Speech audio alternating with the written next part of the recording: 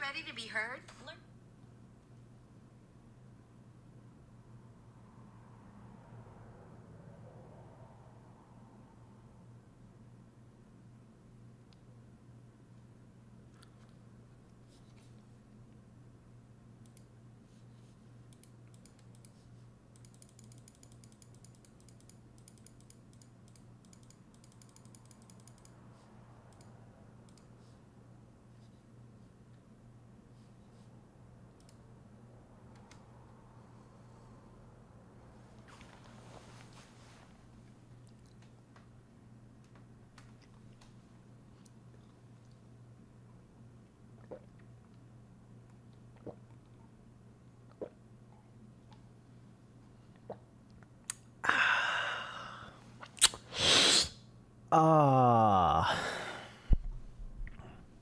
Nah, I gotta get another drink. Gotta get another drink of tea. Hang on.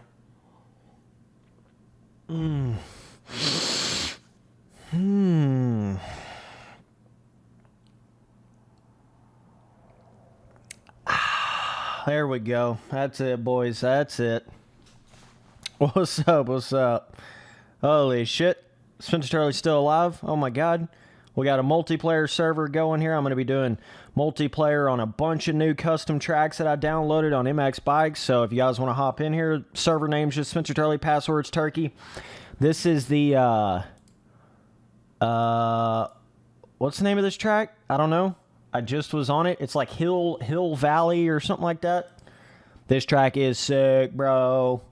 Literally probably like the best track in the game. Custom track-wise, right? So, I just hopped on this track, rode like 3 laps around it, and I was like, holy shit day. This track is amazing, dude. Check this out. Just take a little gander, this thing, dog. This track is like the perfect, like, motocrossy style. I don't even know how to explain it, but I have not rode on any other MX Bikes tracks that's on this kind of level that this track is. It's insane, dude. I don't know why I'm in 4th gear. Got all kinds of shading going on, all kinds of shadows from the trees. So, yeah. Hop up in here, boys. Spencer Turley server, Turkey password. We're on Hill Valley, Valley Hill. I don't know what the hell the name of this track is, but it's like 3 pages over on mxbikesmods.com. If you go to the custom tracks, it's like 3 pages over. If you go to the motocross custom tracks, it may be on the first page. I don't know. Let me know if the stream sounds good. Let me know if it's looking good. Give me a little A-OK in chat. Make sure everything's all good. Told my mama everything gonna be all good.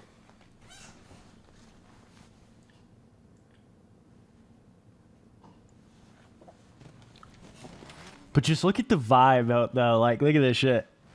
This track be looking sick, boy. Look at the ruts. Look at the pre-made. Isn't it funny how every time you get on a track that actually has like legit solid pre-made, it's like, oh, hell yeah, dog. Like, this is a good-ass track. It seems like every time you get on a track like that, ooh, that's a big daddy. That's a little bigger than I was expecting. Seems like every time you get on a track like that with solid pre-made ruts, solid, you know, decent peaks to the jumps. They're not like some little goofy little jumps you can hit in negative 2nd gear on a 50cc bike, right? There's actually like jumps you have to be on the gas on, right? You have solid berms. It just seems like when tracks have all that sort of pre-made design, even in a game where the terrain deformation is decent, it's still great to have tracks with a solid pre-made design. You see what I'm saying? It's still great. He's got the traction decent.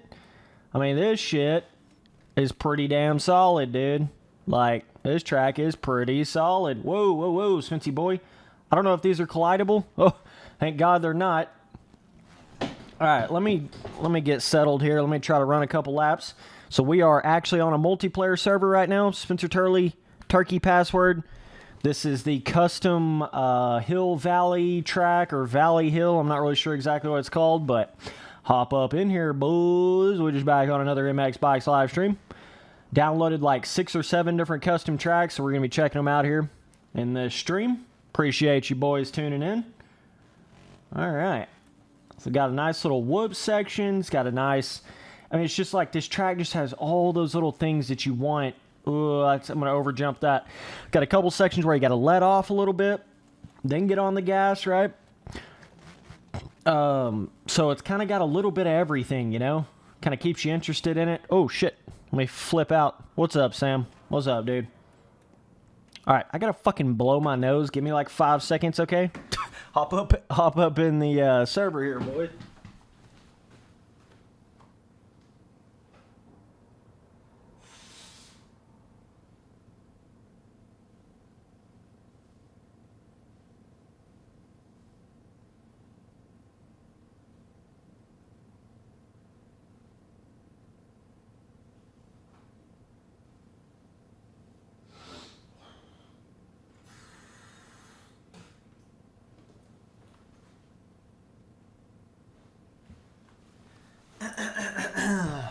Alrighty then. I'm probably going to be streaming for about 69 hours, you know. No big deal, just like 69 hours, you know. It's all good. 6.9 hours, you know. Okay, let's see here. Let me see here now. Alright. Okay, we haven't streamed in like a week, so it's nice to be back. I cannot believe I had like 50 people in one of these MX bike streams. That shit was insane, bro. I had it in like two different streams. We'll see if we can get back to those kind of numbers. YouTube is just very, man, I don't know. Very, kind of like just a roll of the dice. You know what I mean? That's what it feels like nowadays being a YouTuber. With the way they do their like recommended page crap and like how they send your videos out, it really does just feel like every time you upload something or every time you start a stream, it really is just a roll of the dice. It's like, is YouTube really going to push this time, or are they not? Are they going to kind of, you know, keep it like underground where nobody can really find it or see it, or are they really going to push it where everybody and their grandmother's finding it? It really is super random nowadays. It just didn't seem that random back in the day. It's really weird. Holy shit. Got a little Barna action up in here. What's up, dude? Dude, is this track not sick as fuck? Oh my god. This track is legit. I think I might be able to jump down. This is one of those tracks, dude, I can sit here and ride on it for like years and not get bored. Literally. Look at the berm. And every corner doesn't have like giant berms. It's not like he overdid the pre-made, right? You can definitely kind of get to the... Sometimes you kind of overdo the pre-made. Whoa, that's a big jump. I need to quit trying to whip over. I need to huck that shit. I don't know why I'm trying to whip. This track is... what the hell's the name of this track, Barna? Can you type it in the shit? I don't even know. It's Hill Valley, Valley Hills. The hills are alive. Hills have eyes. I don't know what the fuck the name of this track is. It's something like that. But yeah. Okay. Ooh. Just trying to remember what jump I'm on here. That's what's kind of got me. I've rode a total of like 2.5 laps on this track, so you're going to have to give me a minute to kind of learn what I need to let off on, what I don't need to let off on. It's kind of one of those bigger jump style motocross tracks where you really got to know what you're jumping or you'll just pop right off, you know. But it is getting to a pretty cool point here on MX Bikes. I'm getting that feeling now where it's like I can just hop into the game without warming up at all and just start riding, and it just feels pretty good. I'm just like getting around the track, you know. It's not like just toss some whips, you know. It's like I'm starting to kind of get that natural mind muscle memory, you know, connection to the game to a certain extent now, where it just feels more like secondhand nature, you know, not so like I'm trying to force everything that I'm doing on the bike. Feels a little more natural, you know. It feels like everything's just sort of happening with it. Okay, so that's like a medium-sized double, and you got this double. Got to be on the gas a little more for that. Some of these jumps, you got to be like 80% throttle on the 450. Some of them, you got to be like 60% throttle, you know. So it's kind of got that little... Definitely got to know what you're hitting before you get up to it, right? So that right there came up a little short. Got to be a little more on the gas there. But yeah, appreciate you boys tuning in the stream. We're still live streaming. Don't worry. Don't worry.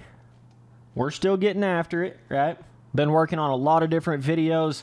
I've got a whole entire, like, Spencer Turley compilation video, like 50-minute long video. That it's going to be like a new channel trailer for my channel. I got that in the works. Obviously, we're getting all of my custom tracks on MX Sim together in track packs, fixing a lot of the names, optimizing all that. We're still working on that currently. So, password's Turkey, as always. So, kind of doing just a few things behind the scenes right now. I sold my 252 stroke today. Hell yeah, brother. It was an 05 252 stroke. I have a lot of other bikes, by the way. So, just kind of started getting a lot of bikes. Didn't really...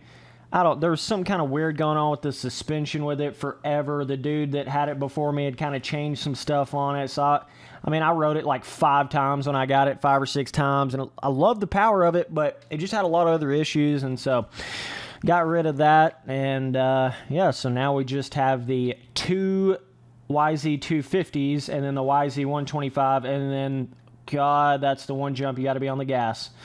Got to really be on the gas. This one, see, it's not, you can't really hit much of a bigger line in a lot of these places. You can't really, like, triple a lot of these jumps. It's just big doubles, you know, all different varying size doubles.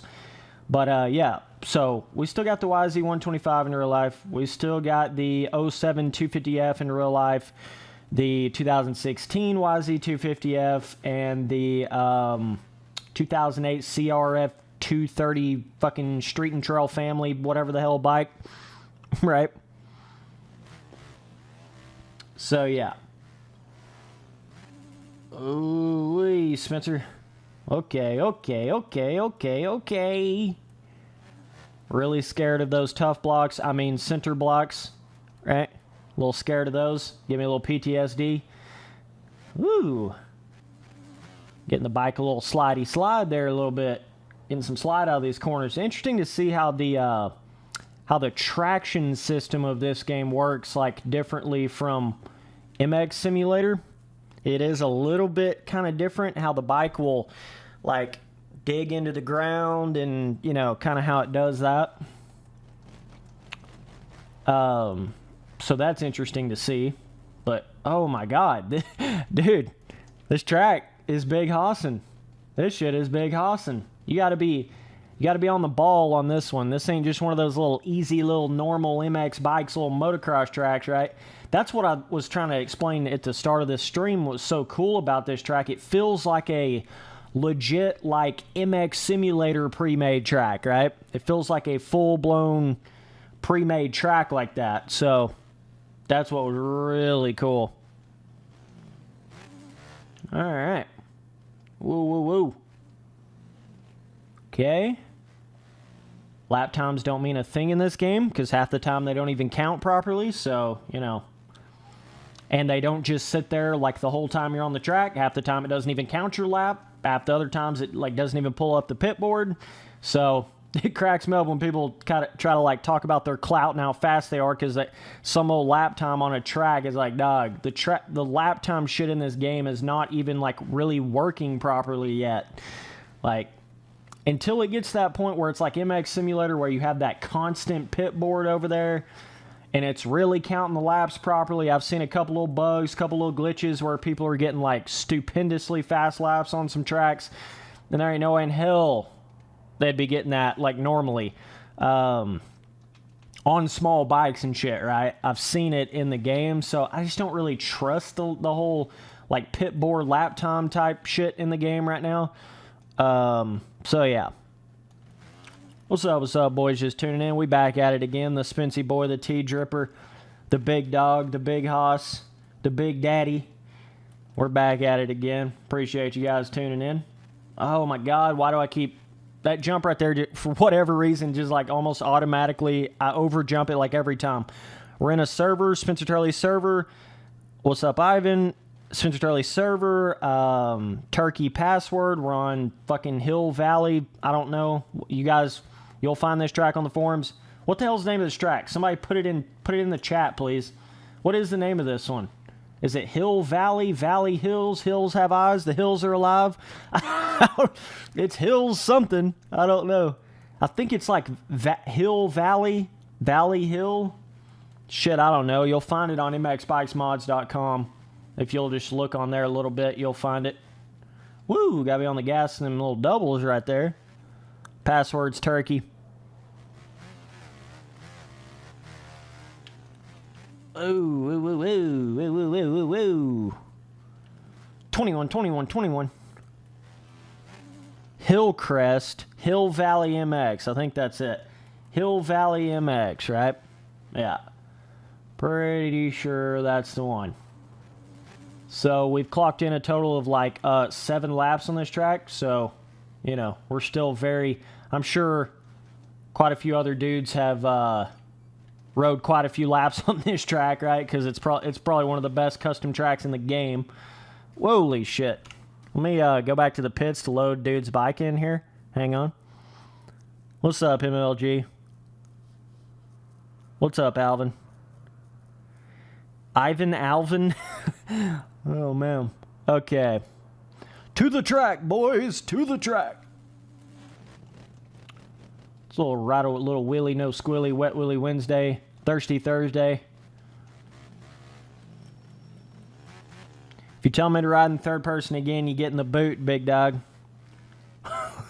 Just letting you know.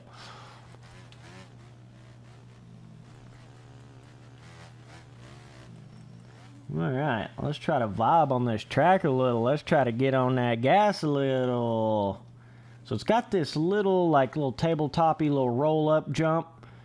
Got this little, look at the pre-made rut. Look at the shadows. Feel like I'm on like a different rendition of Washougal with like way more pre-made. Shit's insane, dog.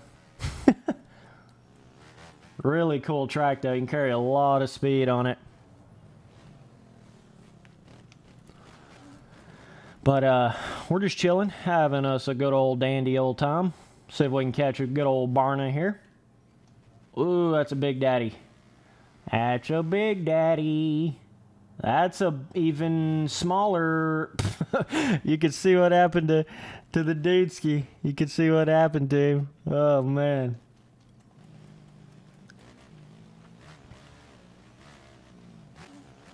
Okay, let's see.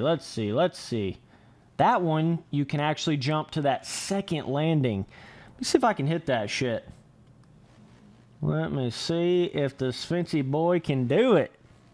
Oh no, I have to be on the gas really hardcore. Oh shit.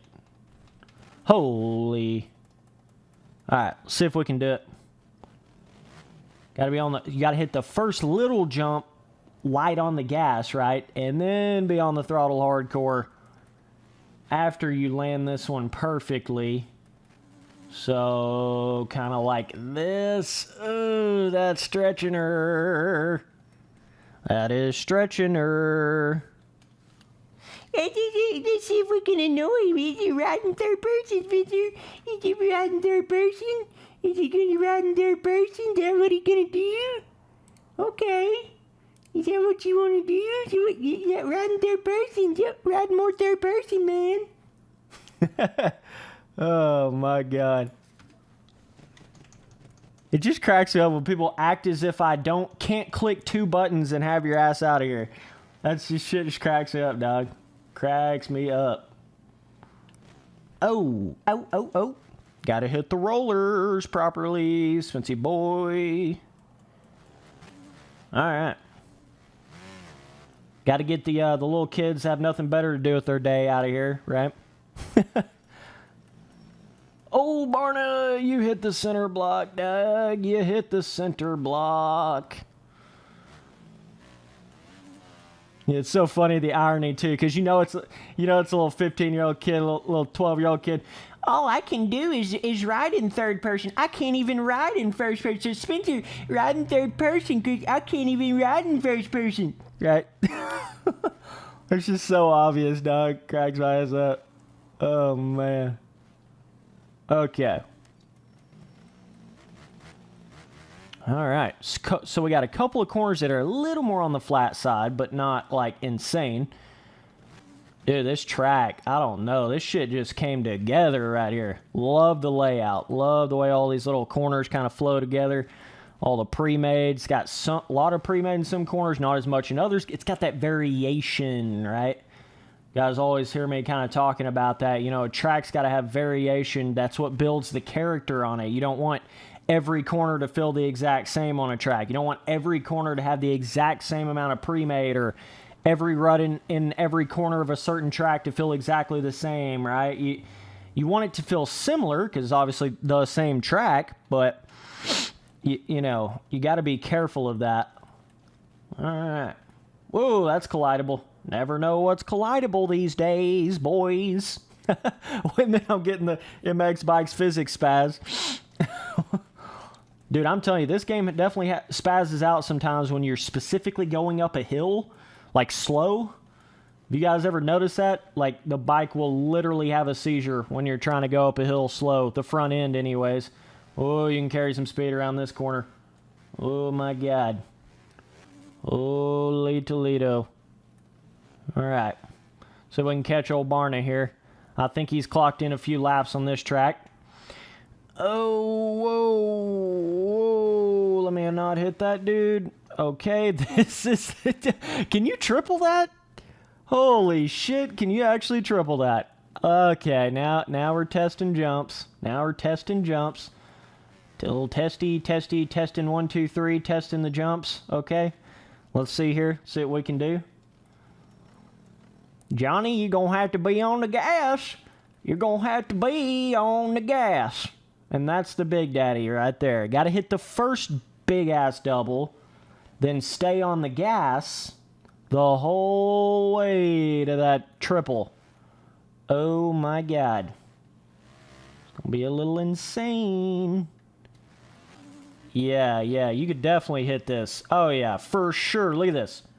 Woo-hoo-hoo, there is a triple. Holy shit. That is so badass. That is so badass. I didn't even think you were going to be able to do it. I love when there's like a rhythm. You don't even see it because it's so big, right? You don't even realize you could even potentially hit it. And then like 7 laps in, you're like, oh shit, I think I can hit it, dude. Right? Like, I love sections. That's when you know it's big hossing. That's when you know. This one's definitely possible, though. I mean, it's got plenty of run in. Just got to land off of this, right?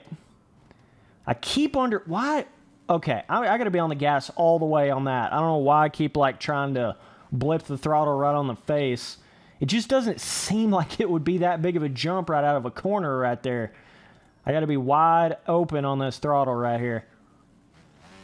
Almost could be, like, wide open second gear. Yeah, that's a little better for that. Third. That's fourth. Yeah, ooh. Yeah. There we go. Dude, that's pretty big hossing. Like, I mean, if you play this game every day, it's probably not that big hossing, but for me, that was pretty big hossing, dog. This one's pretty big hossing, too. Look at that shit. Oh, my God, he's got 2 big jumps, like in 2 different rhythms. Maybe there's more on this track. I'm just not seeing it. You might be able to triple into those rollers, but oh my God. Trying to control the bike after tripling in, that is going to be tough. Big Daddy, you got to be a tea-sipper to whip like that, brother. Okay. Let's see. Now we're feeling the vibe. I know you can almost like jump into these rollers right here. We're on a multiplayer server. Spencer Turley, Turkey password. Whoa, Spency boy. So yeah, Turkey password, Hill Valley. Wait, what is it? Hill Valley MX. You can go to the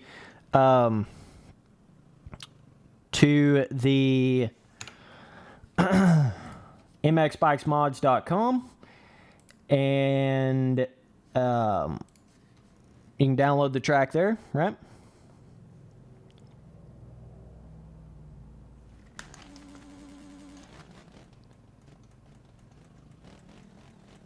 Let me get on another account and see if he'll ban me on this one. Yeah, I banned you on that one too, big dog. Come in here with another account. I'll ban you on that one too. I can do it all day, boy. All right. So we had a big triple over here. Okay. And this.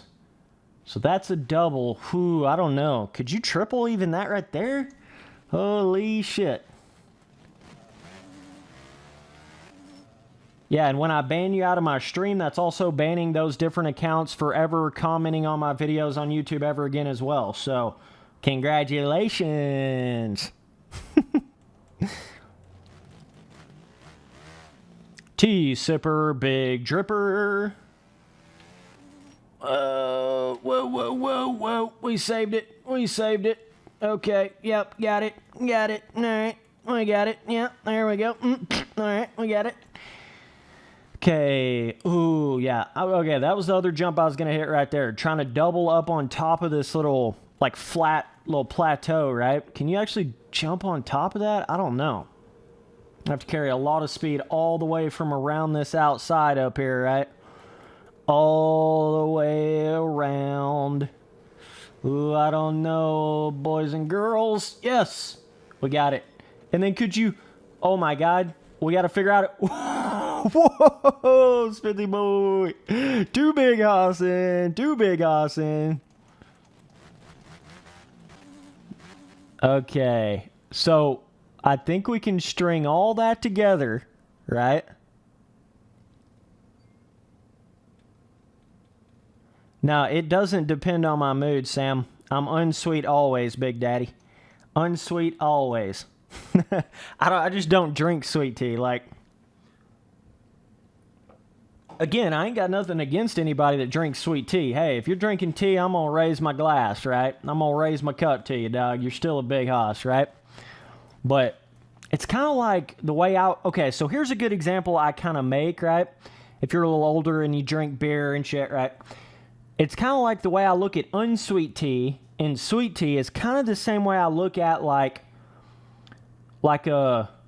normal like Coors Light, Miller Lite, right? Versus like a Bud Light Lime or, you know, something that's got a little bit of sweetness to the beer. You know, a sweet beer is going to taste a lot different than a normal beer. It's kind of like tea. If you want that pure taste, it's got to be unsweet, right? That's kind of the way I look at that. Let's see if this shit's collidable. That's kind of, if this is not, if the little overhang is not collidable, I think I can actually fucking jump plumb over like the finish line area. So let's see here. It's going to be a big daddy. We're just big hucks all day long, boys. Big hucks all day long. Holy shit. It's kind of hard to even land that right there. Okay, so iced tea question mark is what dude asked. Okay, so let me explain the whole, oh shit, now we're literally stuck. I can't. How do I get out? Yeah, I can go right there. Can I go in this tunnel? Let me see if I can go in this tunnel. Hang on, hang on, hang on. Of course not. Of course not. That would be too much fun, right? No, we can't go in the tunnel here, boys. Let me go back to the pits. I know I got a few dudes loaded up in here. So as far as the whole iced tea thing, I used to drink tea with ice, and it was great and all, but nowadays, I'm a little more into just making the tea, putting it straight in the fridge, letting it get cold overnight in the fridge before I ever drink a drop, right? And then pour that tea straight into a plastic cup, okay? Cold tea straight into a plastic cup, no ice. Oh my God, you don't even know what you're missing. I am telling you. That is the way to drink tea, big dog. So there's something about like those clear plastic cups with tea in it. Oh my God. And ice is going to water down whatever sort of potency and taste that you had to it, you know? So you got to be, if you do put ice in it, you better drink it quick and it better already be cold. That is one of the most disgusting things ever. Getting like hot tea that you just brewed up and then pouring it over ice and it instantly melts the ice and then you just have watered down tea. Like, throw up in my mouth, dog.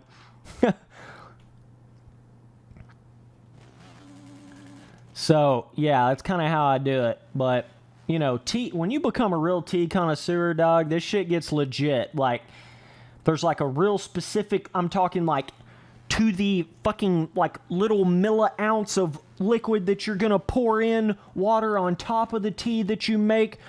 Certain exact amount of time you're going to let it brew for, right? There's, like, all these little stupid-ass little, like, techniques you get into, right? What's up, boys? Just tuning in? We're back, baby. Yeah, I'm back, dog. Oh, you just went and turned your back, dog. All right. We out here on Hill Valley MX, MX Bikes multiplayer server. Spencer Turley, passwords Turkey. Hop up in here. Go to mxbikesmods.com to download the track. Okay. So, third is just not cutting her right there. Third's like too high of a gear. I can feel it, right? I don't listen to the sound at all, so I have to feel the power. Right? Okay, so yeah, second. We need to be in second gear here. Just rip it wide open, second. Rip it, ride it, swerve. Rip it, ride it, swerve. And then third. Let's try third gear here. Is this going to be enough? Oh, hell yeah. That's what it was. I was getting in too high of a gear right there. I didn't realize how much I was bogging right there because I don't listen to the sound. And I actually have my gearing set up in this game a little bit like longer gears than I would on like MX Simulator. Can we hit this in second? Ooh, yeah. Second's working for that better. Okay. So it's like I have to be in like one gear lower in this game than I would on MX Sim.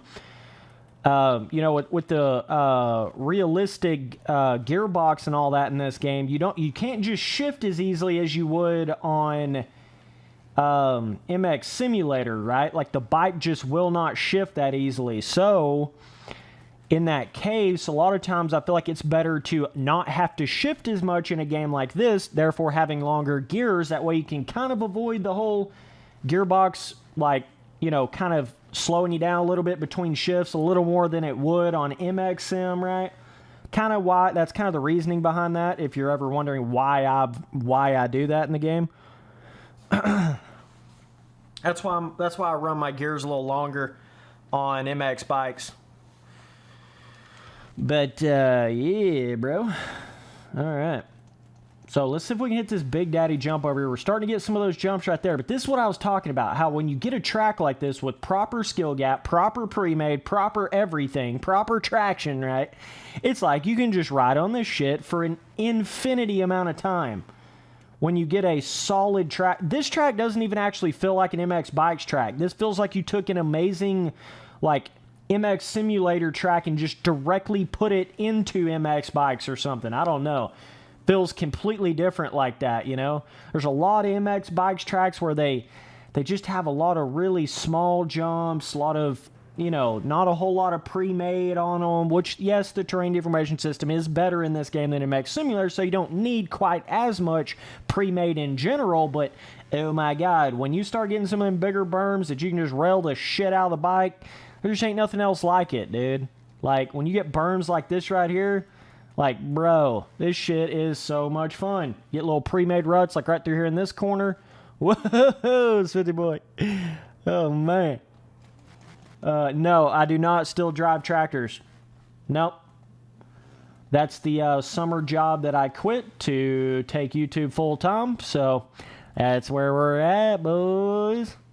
Shit was taking too much of my time, right? Like, it was really taken away from what I was wanting to do with my channel, and I just had a lot of other, business opportunities with this whole thing that it just wasn't smart for me to continue doing that. Just so many other things that I need to be doing right now. So that's kind of where all that came from. Shit, man, you really got to think about what you're doing right here. If you want to hit these bigger jump lines right here, oh my god. Really got to think about what you're doing. Shit, I'll lose my front end. Try to run a few clean laps. All right. I'll quit talking. Let me move my mic away. I'll try to run 2 or 3 clean laps, okay? Okay.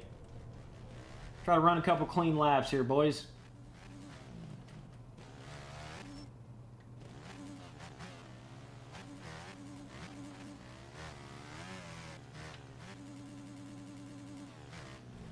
Yep, that worked really good. Yep, there's my clean laps. Oh, man. Okay, yeah, so Kelly D's asking, YouTube pays the bills now, question mark, YouTube full-time. So that's the whole thing, right? I'm not just getting paid just from the views on my YouTube channel, right? I'm getting paid from a lot of different sources.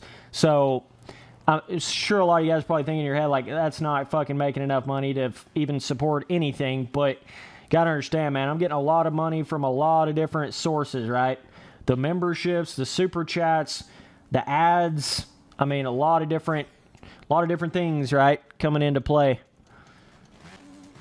You start getting money from, you know, different game companies. I mean, there's a lot of different shit going on right now, right? So you add all that up. Any one of those things, like, by itself is not a crazy amount of money, but when you add all that up, it becomes a decent-ass amount of money, right? That's kind of the way I'd explain it.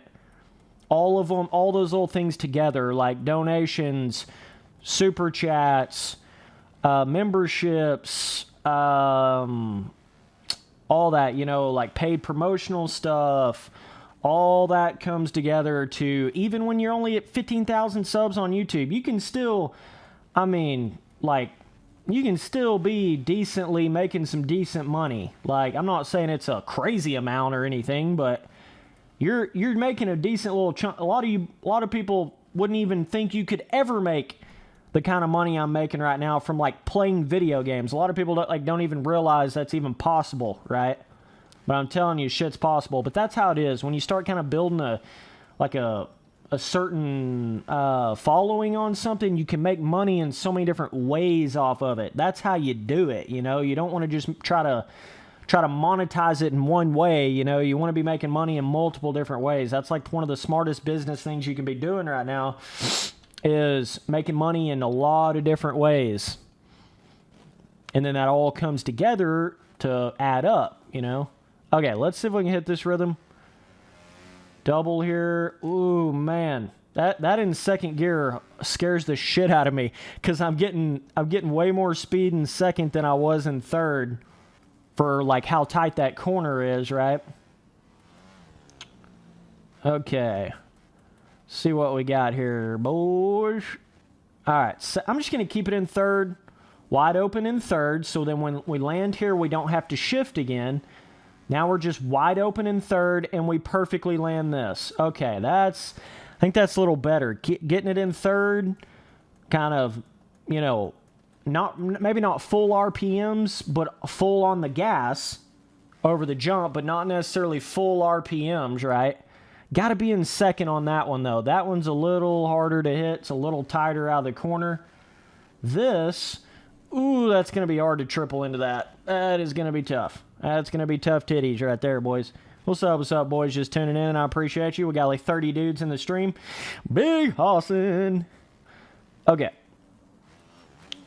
Ooh, we're on an online server here. Spencer Turley, Turkey password, Hill Valley MX, Hills have eyes, Hills are alive, Valley MX, Hills MX, Valley Hills MX. I don't know what the fucking name is, but hop up in here.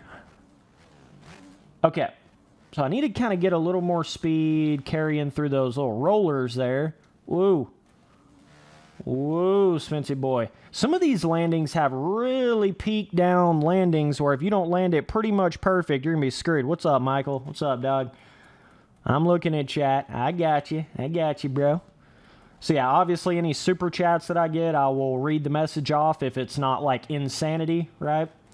And you can send super chats for like, I think the minimum's like $1 for a super chat. So, but I do read off the super chats in the stream. So just letting you boys know that. Obviously, we got memberships. That's one thing that's really helping my channel right now. All you dudes that have, you know, became a part of the channel, hit the join button, became a member.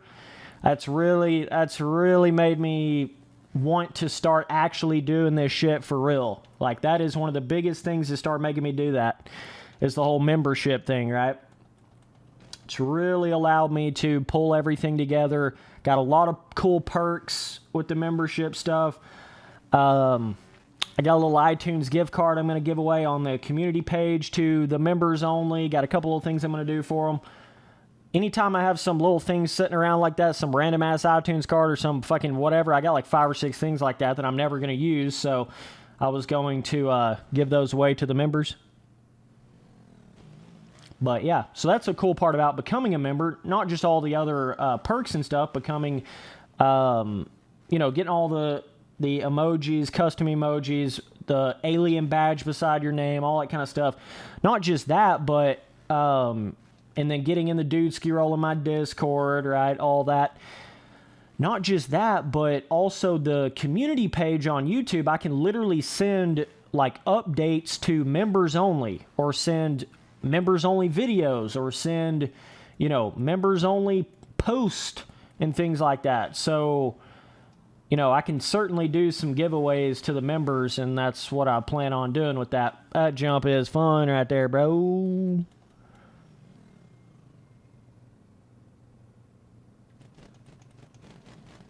Okay. Dude, look at all the shading on this track, though. Like, holy crap. That really gives the track the vibe, Really gives it the feeling. This jump right here is just perfect to throw some fatties on, dude. Oh, man. Interesting whipping in this game in the not locked to the bike camera mode.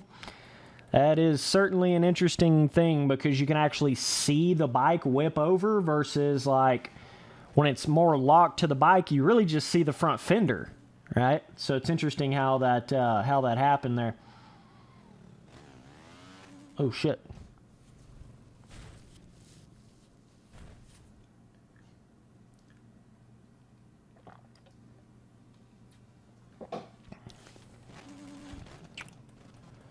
What's up, boys? Just tuning in, chilling on some custom tracks on multiplayer. Let's go find Barna real quick.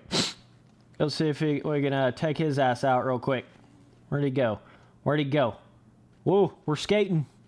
Is that old Barna? Where's he at? There she is.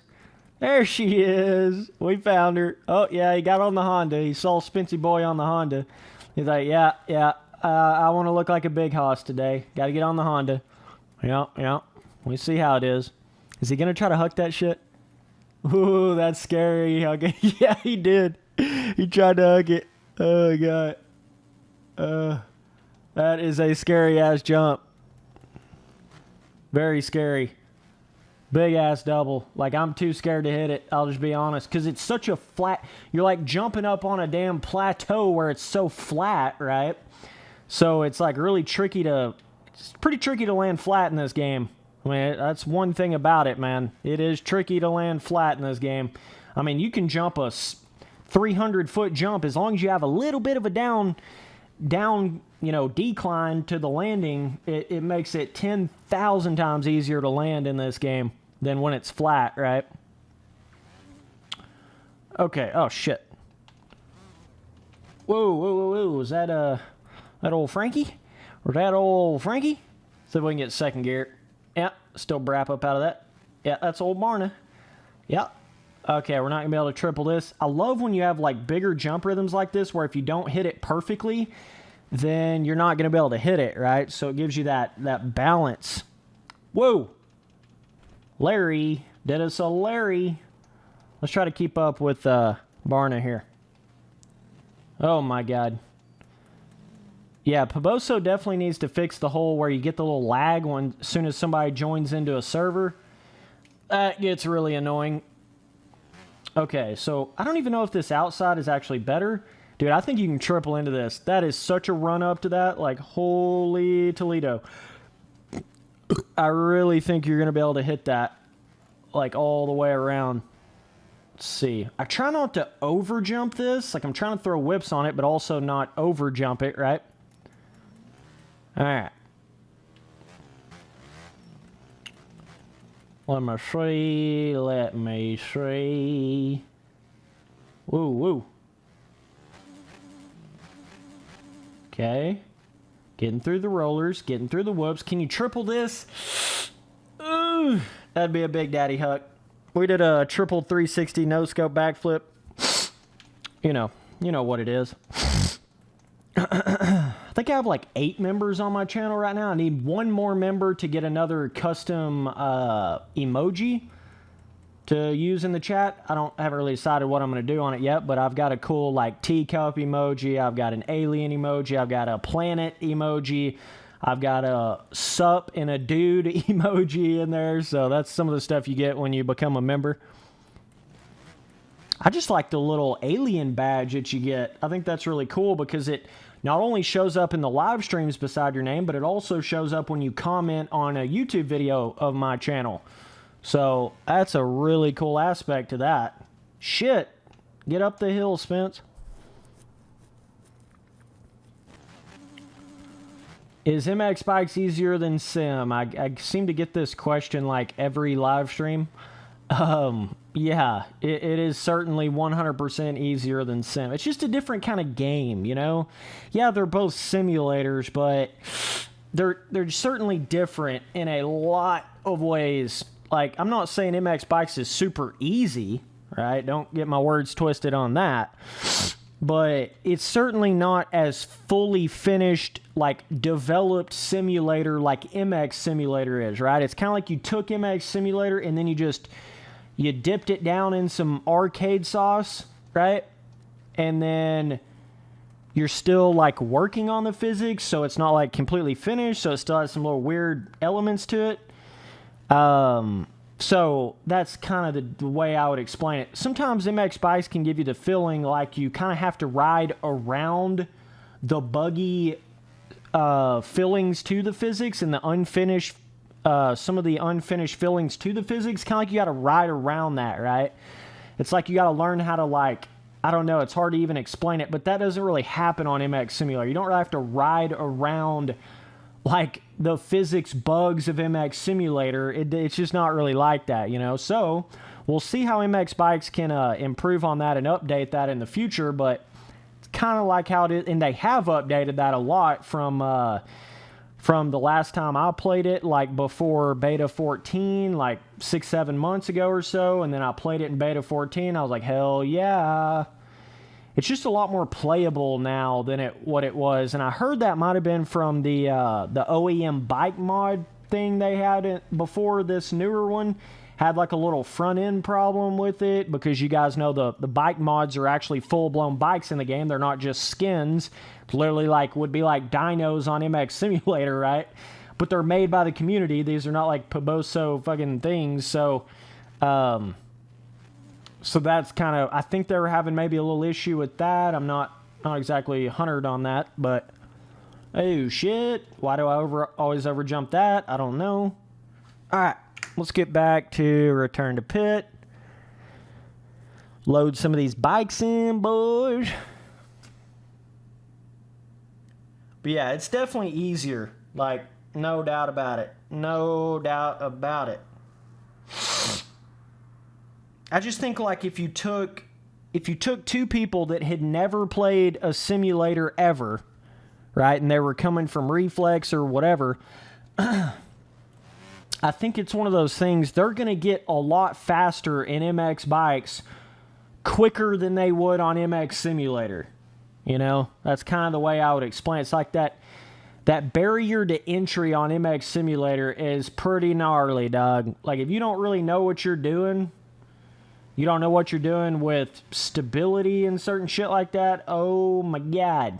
MX Simulator can literally feel impossible. And even when you do start to learn it, trying to get to that next super fast level, that can still seem impossible. You know, multiple times, over and over and over. Like, oh my god, I'm just saying, the amount of hours I've put into MX Simulator is like, oh my god. It is unreal. Like, I don't even know. Dude. Like, when you're to the point where you're playing a game so much that you're literally getting real life, like, motocross riding calluses on your fingers from playing a fucking video game. Literally, shit you not, was getting real life fucking calluses bleeding from the hands from playing MX Sim so much. That's how much I used to play that game. So just imagine how much you'd have to play a game to get your damn hands to feel like that. It's astronomical. Astronomical how much I played MX Sim. You know, I don't play it as much now, But that's kind of the way the game works. Once you get to a certain level, you can always get yourself back to it, right? So I had built myself up all the way up to that top 5 RF 450 Pro level, and so I can always get back to that, right? I just got to get in there and warm myself back up and play for like 2 or 3 days, and then boom, I'm right back where I was, right? But that's the thing, when you're on the come up and you, let's say you're like, just get yourself to an amateur level, and then you quit playing. Well, now it's like you can only get yourself back to that amateur level, then you're going to have to play more to get yourself better, you know? Whereas if you kept going, got yourself all the way to like a 250 Pro level or a, you know, top 20 RF 450 Pro level, then you quit playing, you're going to be a lot better off if you keep pushing it and you get to that point, you know? It's kind of how it works.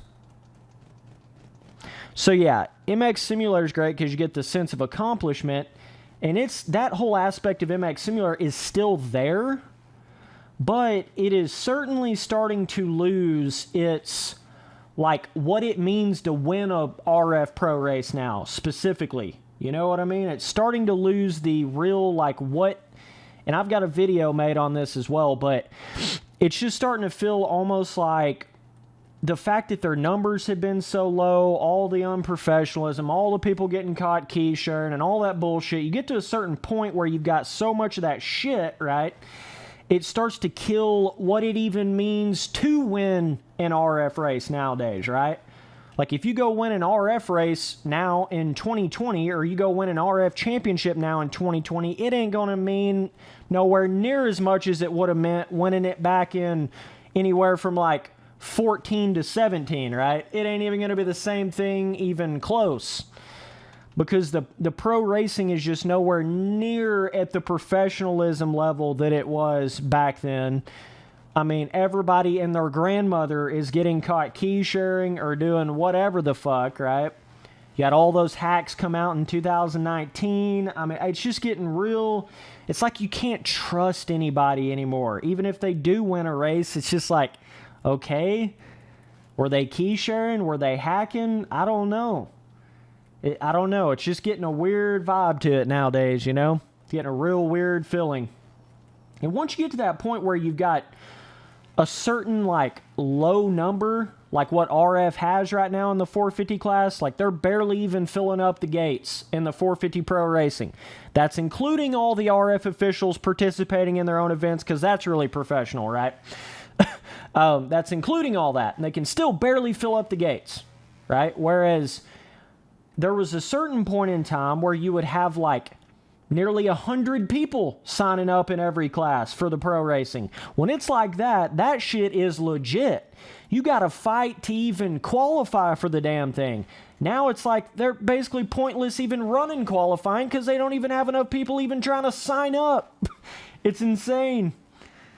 But, you know, once it gets to that level, it just doesn't have all of the same fast dudes in it that it used to have, right? This still has some fast guys, but it's just not the same level that it used to be. You know, a lot of them fast dudes have quit pro racing, a lot of them guys quit playing the game. And so when you get to that point where your numbers are not at a certain level and you can barely fill up a gate, that's when it starts to... It just doesn't even mean as much now to win as it used to. That's kind of what's killing my vibe on pro racing on MX Simulator right now. It's just so much key sharing, so much weird shit going on. The tracks are fucking, who the hell knows what the hell they're doing now with the tracks. They're changing their entire philosophies on track designs like every other week, right? So that's just, that to me is what's making it like, what the hell is even the point? So that's kind of what you get into, you know. You start to lose that professionalism feeling, then it doesn't feel like actually winning a full-blown professional RF race anymore, right? Feels like you just won some side series third-party race. So it's starting to kind of get that feeling to it, and that's what's got me a little concerned about it. It's starting to feel more like a little side third-party series than it does actual RF, you know? So that's a bit of a problem. Okay, let's return to pit. And like I've always said, once you get to the point in a simulator where it gets known for the key sharing and the hacking and the bullshit, then it's all over, right? And they're right on that line right now as we speak. I'm telling you, there is so many people that is key sharing and hacking in MX Simulator Pro Racing right now, right under RF's noses, and they have no idea that they're doing it. I promise you that is going on right now. So that's a little bit of a frustrating thing when someone like me is actually trying to race legit. I've never done any of that bullshit, never even remotely key shared, hacked, done anything like that, right?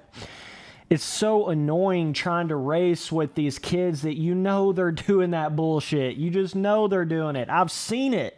I've seen proof of it. Some of them's even gotten caught doing it, right? But it's just, I just know how that shit is, right? And when you get a game like MX Simulator, the ecosystem of it, where there's so much clout and fame, when you do really good in an RF race, it makes people go to extreme lengths to achieve that, right? There's a lot of younger dudes in the game right now. They don't give a shit how they get that RF win. They don't give a shit if they actually earned it. As long as they get it, they're going to get all that clout from their buddies. Everybody's going to think they're like some legend at the game. They're so amazing. Oh my God. And sometimes that's all people are after. You know, they don't even care about earning it legit, actually earning it. You know, the reason why you do it in the first place anyway. Some of them don't even care about that. So that's where it becomes a big problem, right? There's so much of a reason to want to achieve that RF win or that RF championship that people will do some of the craziest, most stupid things to get that, right? So that becomes a problem, right? But hopefully they'll get the shit ironed out. I hope. I don't know. I'm getting real concerned.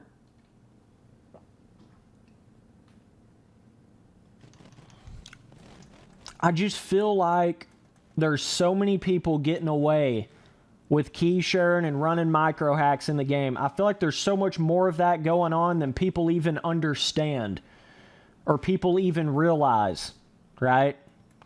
I think at least 25% or more of the pro racing population in MX Simulator right now has key shared or hacked in some kind of a pro race at some point in their careers. At least 25% of them, maybe even more, right? So once you start getting to that point, it gets a little insane.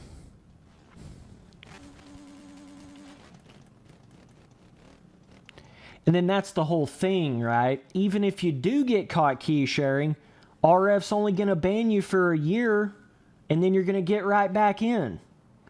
I do think they actually give you the fully permanent ban when you get caught hacking, running a hack, which is obvious. You should get a full-blown permanent ban, but with key sharing, it's not like that. You get an indefinite ban, and then they let you right back in a year later. So that has created this system of, well, now nobody's even scared to key share. Now it's like, okay, who the fuck cares if I get banned for a year? Like, that's nothing. You know, if you even have half of a brain, you can key share an MX Simulator for years and never get caught doing it. So the crazy one odd chance you actually get caught doing it, it's like, so what? You just get a 1-year ban. Who the hell even cares? So I think that's part of the issue right now. It's people aren't even scared to do it, right? So that's kind of what's causing it to run rampant, but and it's just so hard to detect, right? That's the thing about key sharing. Unless they forget to change their name back, right? Or they just come out and tell everybody, hey, I'm key sharing. Like, there's no way to catch the people that are doing it. There's just no way. Because all you got to do is give them your UID, which is basically your social security number of MX Simulator. It's like what your account number is in the game. That's how RF can tell who's in what heat race and who needs to be put in what, right? That's what separates you from the fakes, because you can run any name in an online server on MX Sim. You can run, you know, Ricky Bobby, Spencer Turkey, Big T Sipper. You can run any name in the game. So your UID is what separates you from the fakes, right?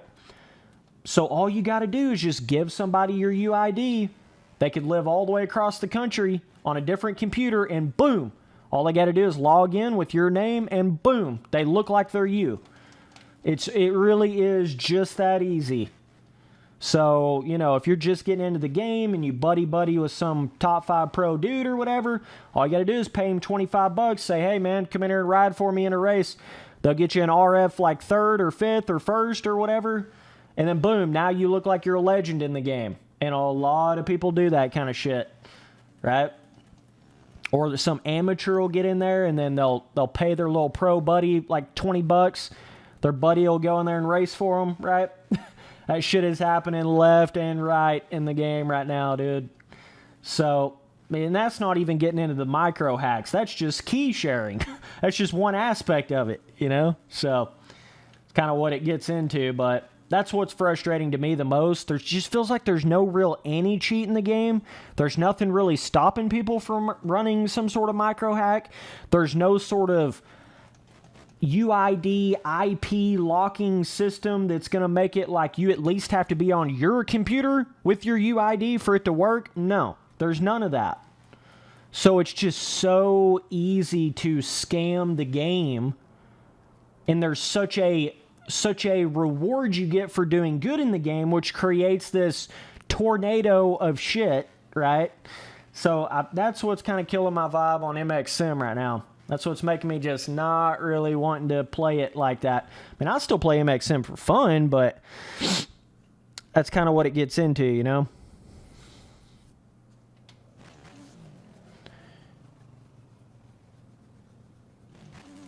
All right. Yeah, there's a lot of people like sweet tea. Don't get me wrong, brother. A lot of people like it. I don't know. And there's don't get me wrong, there's places you'll go where the unsweet tea is shit. It's nasty. It's like, ooh, what the fuck is this? When I say I drink unsweet tea, I mean my own specifically generation after generation of crafting tea, god level tea brewing.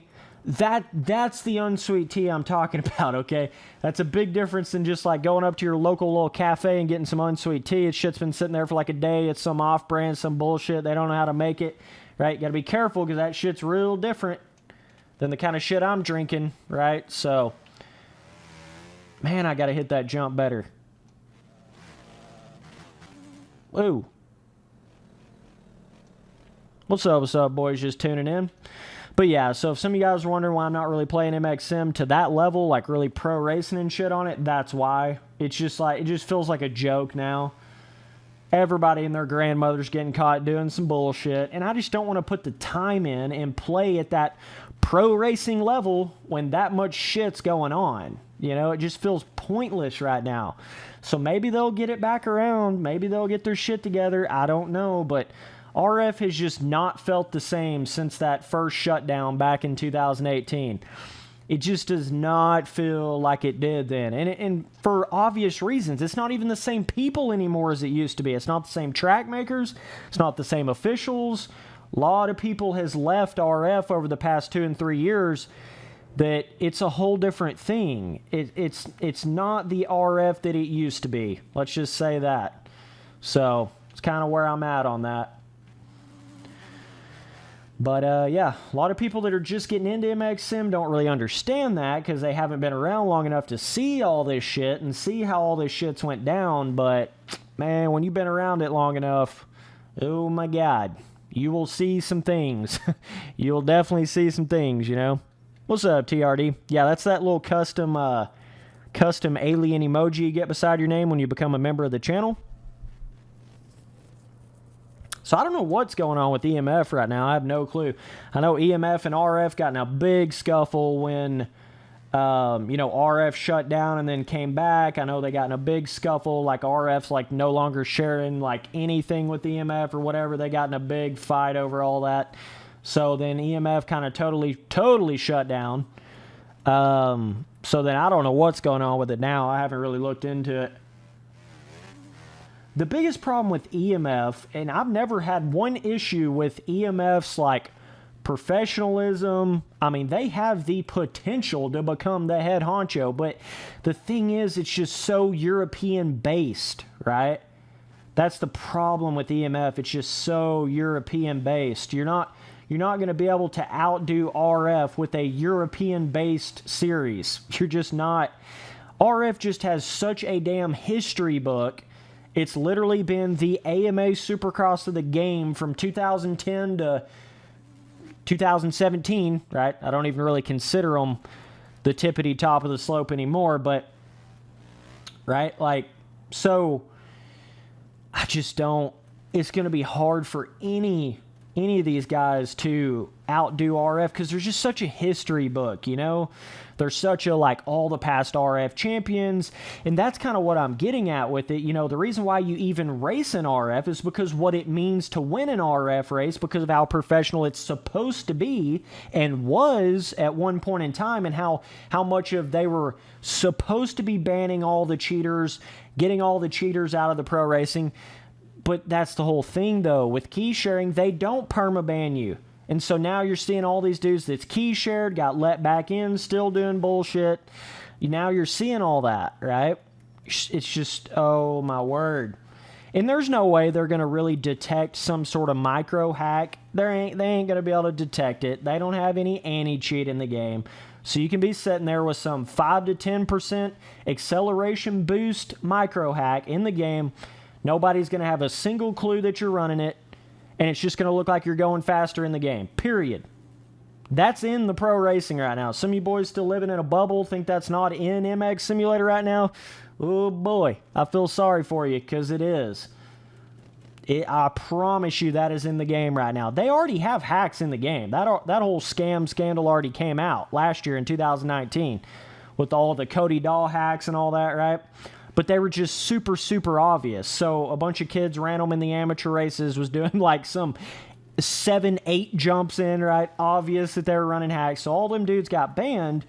But that's my whole point. I think you can take that hack, tone it down to where instead of it giving you like a 25 to 30% acceleration boost, you can tone it down to where it's just giving you just a little 5 to 10% acceleration boost to where you're not really going to be able to hit any jump that you wouldn't be able to normally. So it's not going to be obvious that you're running something, but still it's going to take somebody that would normally be a 20th place dude, some dude that could barely even qualify, all the way up to a full-blown top 5 RF 450 guy, right? That's kind of my point. You know, it'll take you from a kind of mid-pack dude to a literal best dude in the game type situation. So, I don't know though, man. We'll see what they can do. Hashtag make RF great again. Man, I've kind of given up on that whole idea. I don't know if it's ever going to happen. I don't know. RF just gets so caught up in their own little world, you know? Caught up in their own world, and it's, I mean, how much more obvious can it get with them participating in their own events, getting the tracks early 5 days in advance, and then going in there and qualifying with everybody else that only gets an hour on the track? Not because that's, you know, unfair or unprofessional or anything like, nah, definitely not anything like that, right? But it's like RF just doesn't even care, you know? It's like, whatever, if this is unprofessional, who gives a shit? We're the RF, you know, officials. We own the entire game. You can't tell us anything. We control the entire game, so we're going to do whatever the fuck we want. And that's kind of where it's at right now. They literally are doing whatever the fuck they want. It don't matter if they want to give their little buddy over here the track early that's not even on RF. They're going to do it. They may not come out in public and say they did it. They're doing it. I mean, it's just a lot of little things like that, man. Just imagine being the dude in RF. Just picture this shit, right? Just imagine being the dude in RF that makes the decisions on who gets banned, who gets suspended, for all the little things that happen in the races, right? No, okay, this guy's not going to get banned. This guy is going to get banned. Just imagine being that guy. And then participating in the races. What are you going to do? Suspend yourself for a bad track re-entry? Huh? Is that what you're going to do? Just imagine the stupidity. It's fuck. There's no words for it, dog. Imagine how caught up in your own world you have to be to think that's okay to go in there and race when you're literally the dude that picks who gets suspended and who gets banned, and you're gonna go in there and race. Oh, me, RF. Oh, me. That is... You can't get past that one, dog. That shit is unforgivable. And there's nothing more to even say. There is no excuse. There is no... It's simple. Are you doing it or are you not? Are you participating in your own events or not? Yes or no? Yes, you are. So that's all there is to it. There's nothing more to that. Like, yes, your track makers are participating. Yes, the dudes that are picking who gets protested and dictating the entire thing, they're also participating. They are. So, and I'm not saying every little situation you just do some shady thing. That's not what I'm getting at. I'm saying the potential for you to be shady is so fucking high when you do shit like that, and it just makes the whole thing feel like a joke. It just makes the whole thing feel unprofessional, right? Like, yeah, you can be the guy that, you know, picks who gets banned and who gets suspended and go in there and race and be pretty professional with it. Yeah, that is possible, but there's just so much potential for that to go wrong, for that to go south, right? It's just so much potential for that. So, it's a big concern, man. Yeah, it's all about who you know. If you're really good buddies with the RF track maker, you're going to get the tracks early.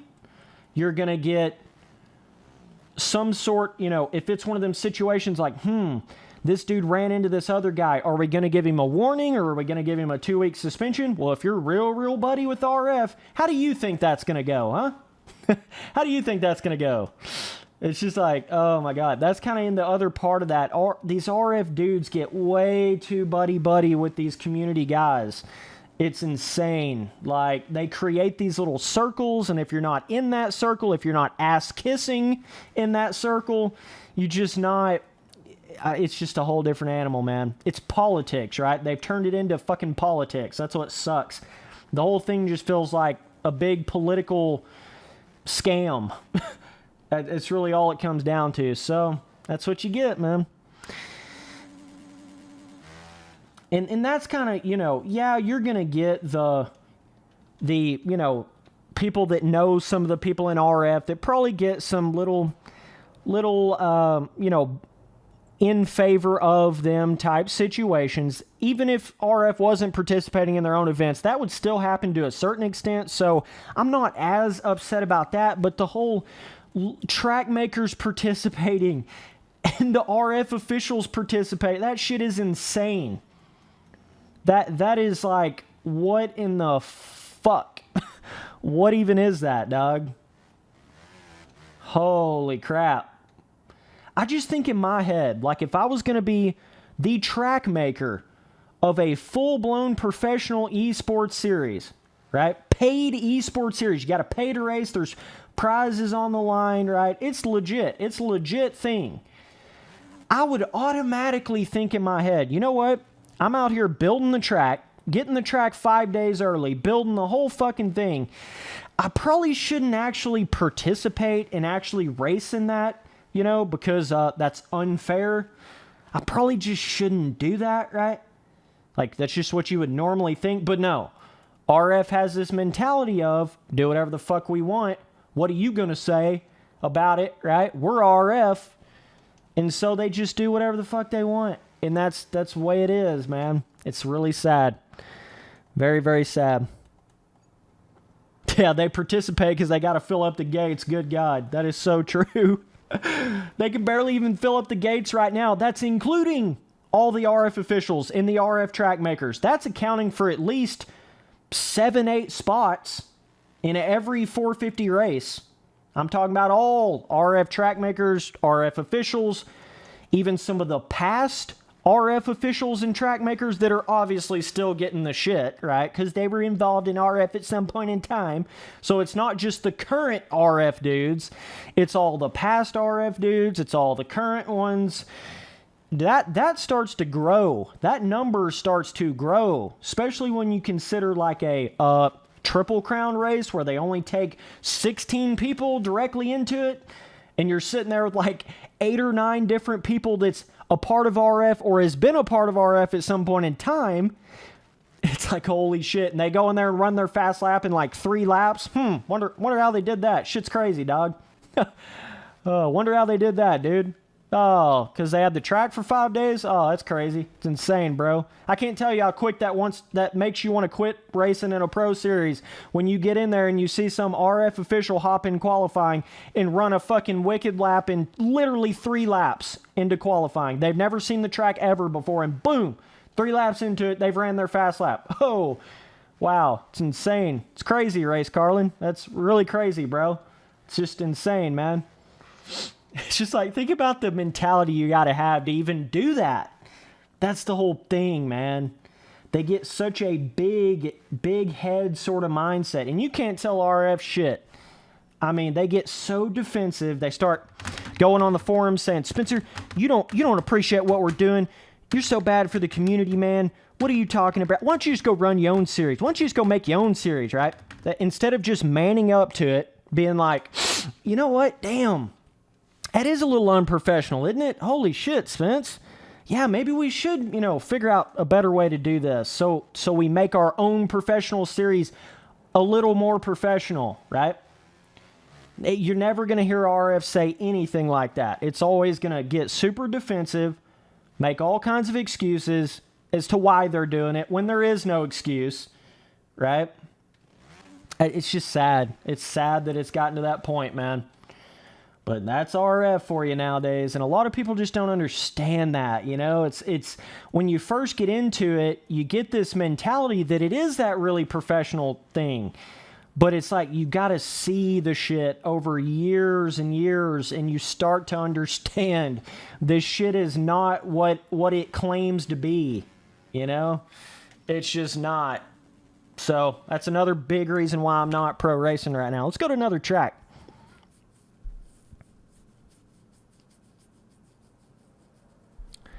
Password is turkey.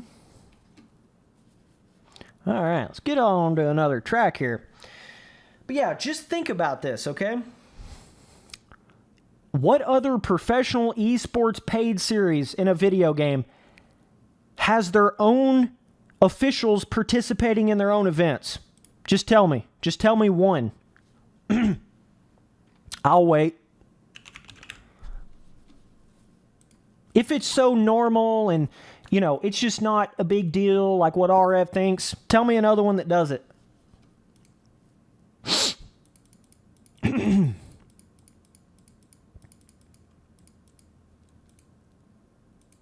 Oh, wow. That's funny. Yeah, no other paid esports series does this shit. RF, you're the only ones. Oh, my God. Let's go to this Copper Canyon MX, right? Let's hit this shit. This looks like it's got some crazy-ass pre-made.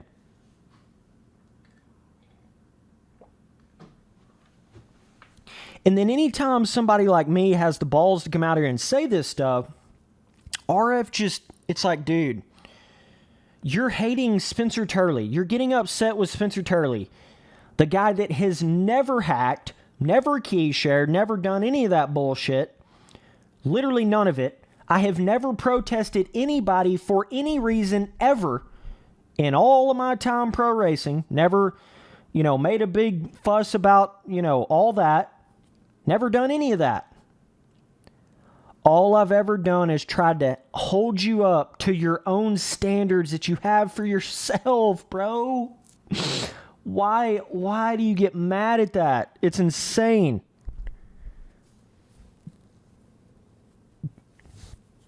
You're watching me at your dentist appointment?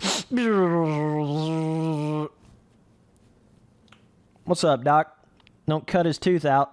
Oh, shit.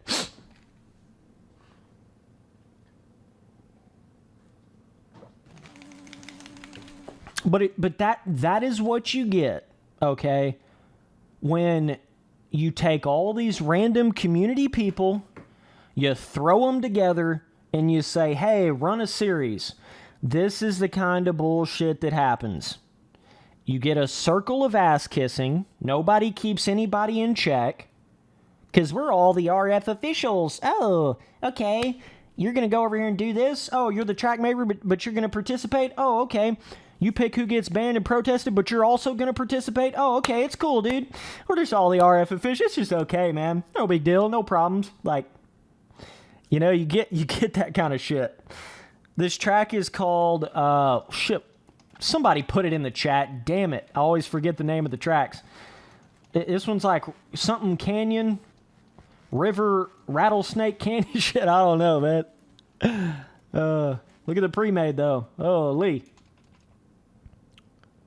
Rattlesnake Canyon? I don't know what it is. It's the one on MX Bikes Mods that has some crazy-ass pre-made. Copper Canyon. There we go. Copper Canyon. That's it. I don't know where the hell I got Rattlesnake. It's Copper Canyon, dude. Rattlesnake Road. There we go. I got it. I got it, boys. I got it. Okay? Copper Canyon. Spencer, fucking get it, dude. All right. Hop up in here. Spencer Turley, server name, turkey password. I'm taking a fat piss. BRB.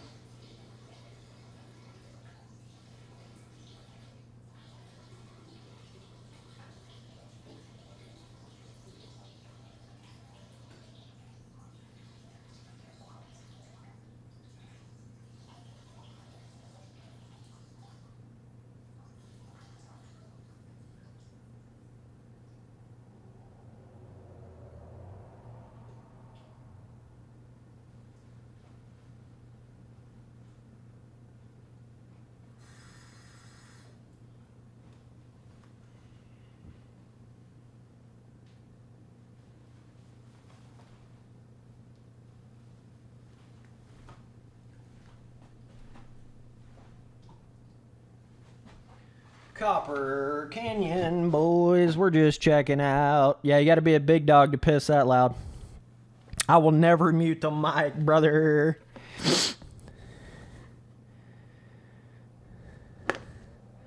Yeah, we just wet the hands down a little, you know. Got to be a savage.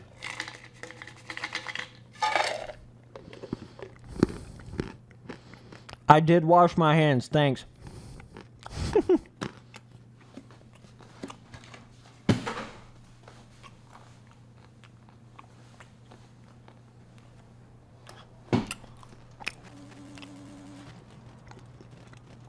When you can piss with no hands, do you really need to wash your hands? The world may never know. Do it with no hand. Other way you're moving. Girl, drop it to the flow. That song was so good, dude.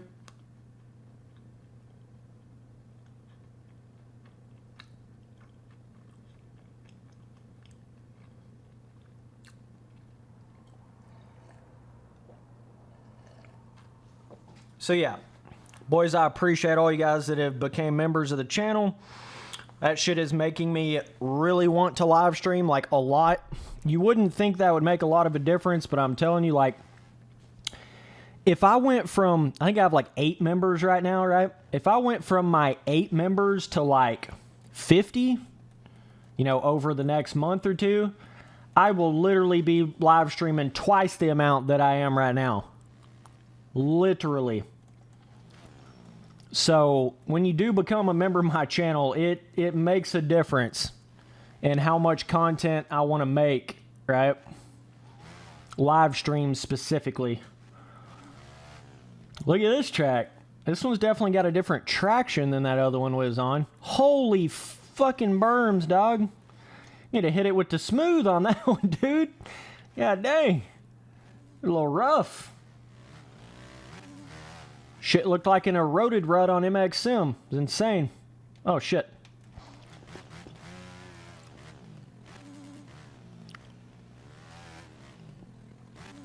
Okay, inside rut. God dang, this track's got some pre-made. Like, pre-made that's not really smooth. Holy. Makes it rough as fuck. Let's try to learn this track. Literally my first time ever riding on this track, ever even setting eyes on this track. I don't feel like the jumps are quite as gnarly as the one on the track before. This one's kind of more like, kind of got a little more forgiveness to the shit, right? But that's one of the biggest problems with RF, right? They just don't... When you point this kind of shit out, instead of taking your criticism, they get all defensive. They try to spin it all back around instead of just taking the criticism like they should do, because they're literally running a professional public esports series, right? Instead of just taking the criticism, they just get so defensive and just make excuses and just like, bro. But that's the funniest part about it, right? Like, RF has this idea in their head that they're just doing so good, they're not doing anything wrong, everything's just going fine and dandy. You know, what are you talking about, Spencer? This is just going so great. Meanwhile, they can literally barely even fill up a gate. That's including all the RF officials participating in their own events. They can barely even fill up a gate. If they were actually fully permabanning all the key shares in the game and all that, and the RF didn't participate in their own events, there would literally be like 15 people signing up in the 450 class right now. Shit you not, dog. Oh, man. Once you start to realize that, you start to realize the shit's like dead man walking type scenario. Like, yeah, they're going to keep on doing it, but it is just not what it was, you know? Not, whoa, that's a rut. That's a big daddy.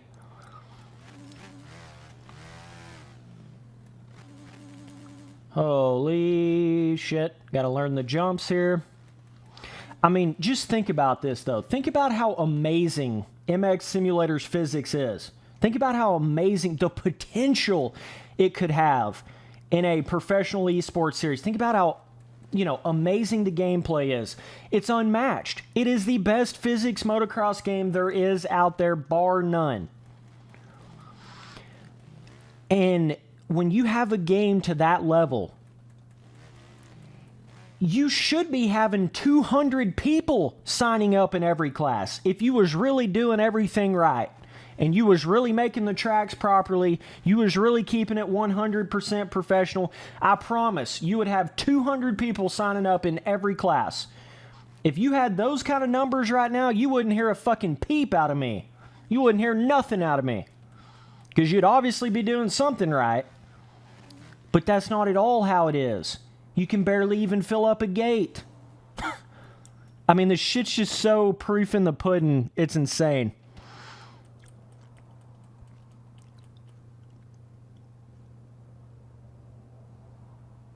Yeah, this track definitely has a little bit of a smoother ground decal, so it doesn't look as high texturized. Sam asked, do I watch any other sports other than MX or SX? Definitely not nowadays. Right? I watched basketball for a little while. NBA, right?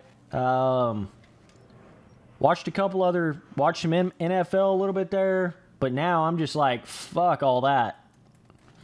I cannot stand seeing political stuff in sports. I can't stand it. It drives me insane. Cannot stand it.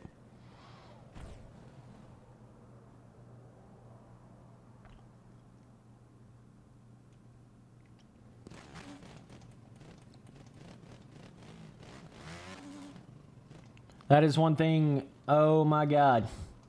Politics and sports just don't exactly mix, in my opinion. That's kind of the whole reason why you watch sports, is to get away from all the politics, right?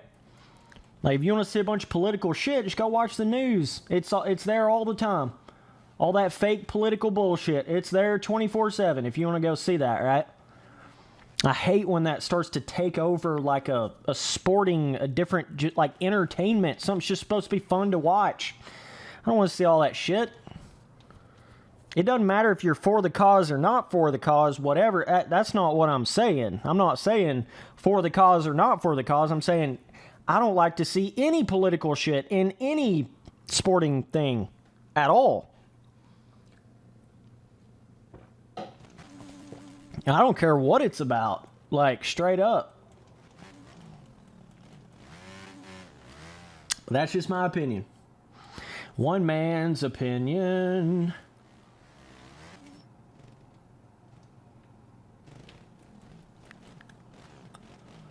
And me even like talking about that starts to get political. It's like, holy shit. Political is such a, you go down a rabbit hole with that shit. That's why I don't talk about a lot of political stuff on my channel. Because then my channel will just turn into this big political bullshit thing. And so, you know, that's why I try to stay away from that.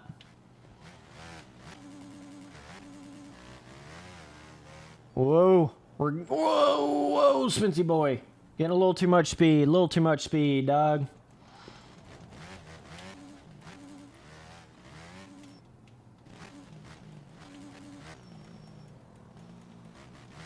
This track is interesting. A lot of big ass. This is kind of the example of when you do maybe just a little too much pre-made, right? I think that's kind of what's going on here. Little too big, sharp up and down ruts. Kind of the way I would... This one's okay. This rut right here is okay, but some of these other ones get gnarly, bro. Like, insane.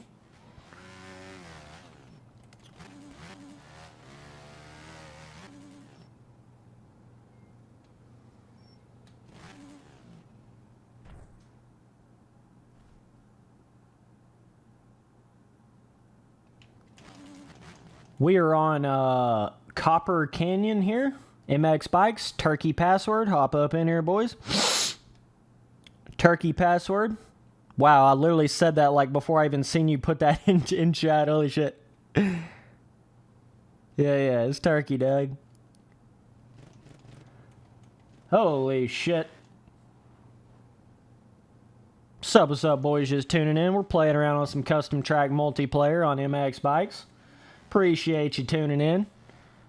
We got memberships. You can be a part of the Dude Ski Roll in my Discord when you become a member. There's a lot of different perks to that. You become a Dude Ski. I mean, come on, bro. That's big time, dog. That's big time, dog. Become a Dude Ski today, brother. So you get a lot of cool custom emojis. You get members only live chat, members only videos. Get a lot of cool shit, man. You get a shout out in a video and the live stream.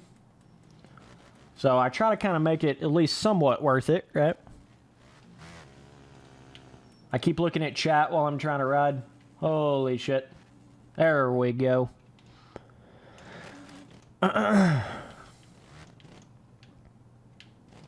that it just always goes back to that. I mean, we can sit here and talk about RF till the cows come home. But it always goes back to that. If what they were currently doing was the right thing to be doing, if they were really doing a good job, they would not be struggling to even fill up a gate.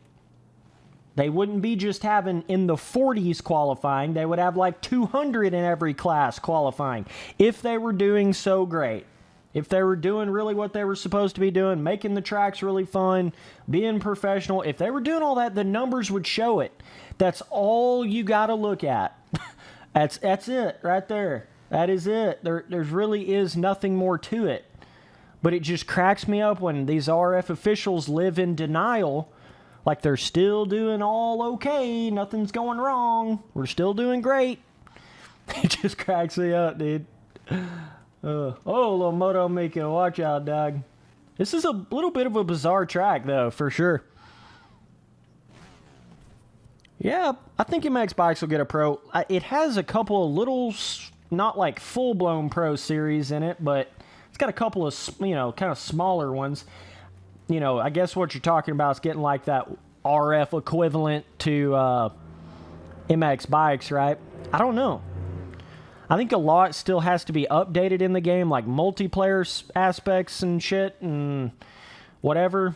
So we'll see how they can do that. Let's go to another track. I guess I'm not really feeling it. This track's kind of weird, dude. Not really feeling it. Let's see. Let's get on another one of these little custom tracks. Let's go to the Redbud, dude. I just downloaded the Redbud. I think it's like the Replicated off of the 16. Let me look. I think it's made by G-Dub, right? Let's look here. Let me see here, boys. Let me see here now, boys. Whoops. Red Bud. Okay. This one, yes. Yes. All right. I haven't wrote on this one yet, so we'll check it out. So, dude asked, do you believe that you will get to like this game more than MX Sim in a few months / years? Well, that just all depends, right? That all depends on if MX Simulator can get its shit together in the next 2 or 3 years, and then how much MX Bikes continues to get updated in the next 2 or 3 years, right? I don't see myself just like totally quitting MX Simulator. Like, I still play MX Simulator. Shit, the gameplay is unmatched, dog. It's fucking great.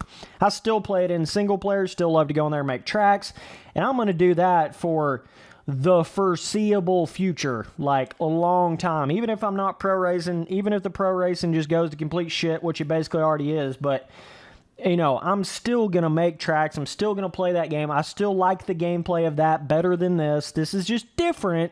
Still fun, but different. So that, you know, it just all kind of depends. I mean, maybe if MX Simulator and RF and all that keeps going down the road it's going, and MX Bikes get some really solid updates over the next 2 years, it certainly could get to that point where I'm like playing MX Simulator like whatever, once a week or something, right? It certainly could get to that point, but I just think the gameplay of MX Simulator is so amazing that you're always going to want to come back to it. That's the thing. Even if there really is no RF, even if that shit's went completely down the shitter, and there just isn't really a main pro racing, so you're still going to want to play MX Simulator, right? So, I don't know. We'll see how all that goes, but yeah. Whoa. Got those ruts loading in there on me a little bit. First time ever riding on this puppy. See how the track is. A little on the smooth side, for sure. It's that triple. Oh my god, I'm used to hitting the big jumps on the hill valley track, right? Valley hill track.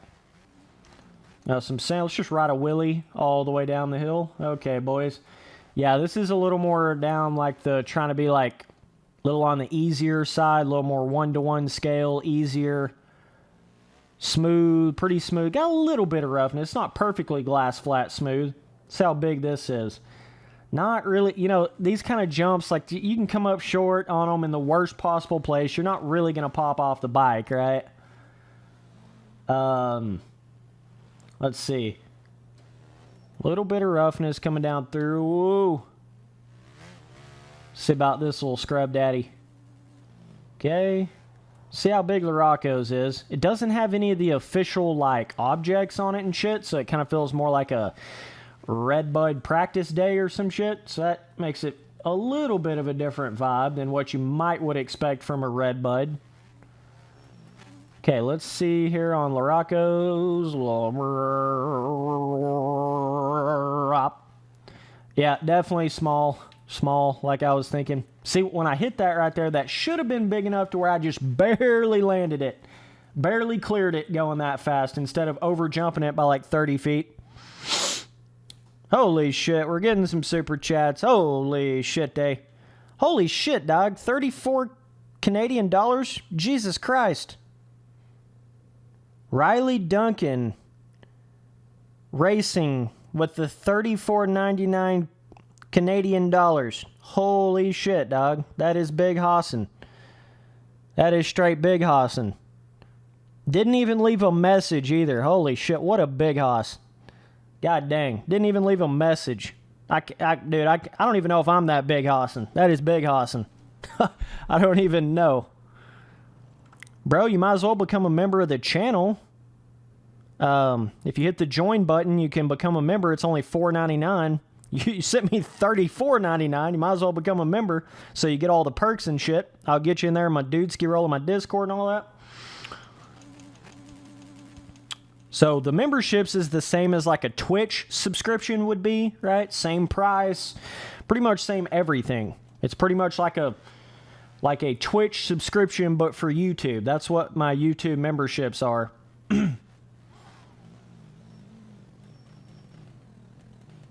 Password is turkey. Holy shit, this dude is popping off. God dang, dudes.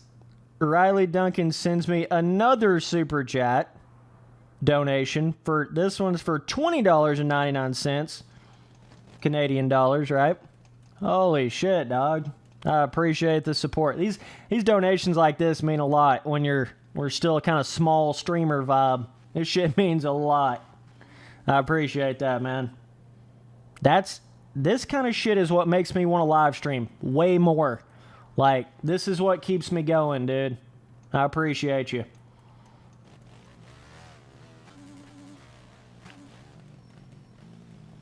But yeah, if you hit the join button, you can become a member of the channel. And you can get all the little perks, all the little fucking shit. And if you become a member, you can... I'll get you in the dude ski roll in my Discord. And you can get in there and we can talk in Discord and shit and play on. That's what I do. Like whenever I'm in there playing MX bikes, sometimes when I'm not streaming and I'm in there in my Discord, I'll go to the dude ski roll in my Discord and let everybody know that I'm playing MX bikes, and you can join in there and play and talk to me in Discord. So that's kind of a part of the membership thing to my channel. So if any of you guys are interested in kind of, you know, getting a little more access to actually playing these games while you're in Discord with me, look into the whole membership thing to my channel and you will get a part of that. Big Daddy. Oh my God, Moto Mika. Holy shit. Damn, appreciate the support though, dude. Oh my God. That's like 20 memberships right there that you just donated to me.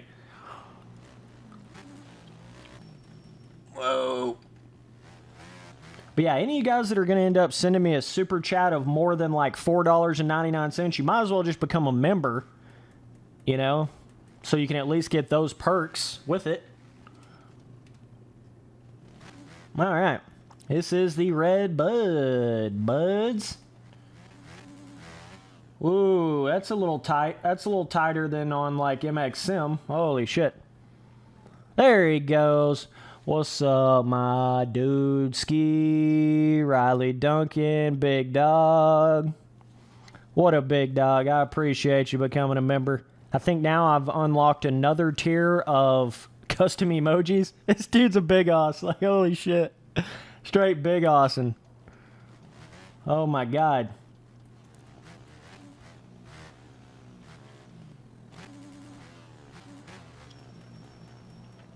Yeah, DM me on Instagram at Spencer Turley, no spaces and no capital letters. I will get you in the dude ski roll in my Discord.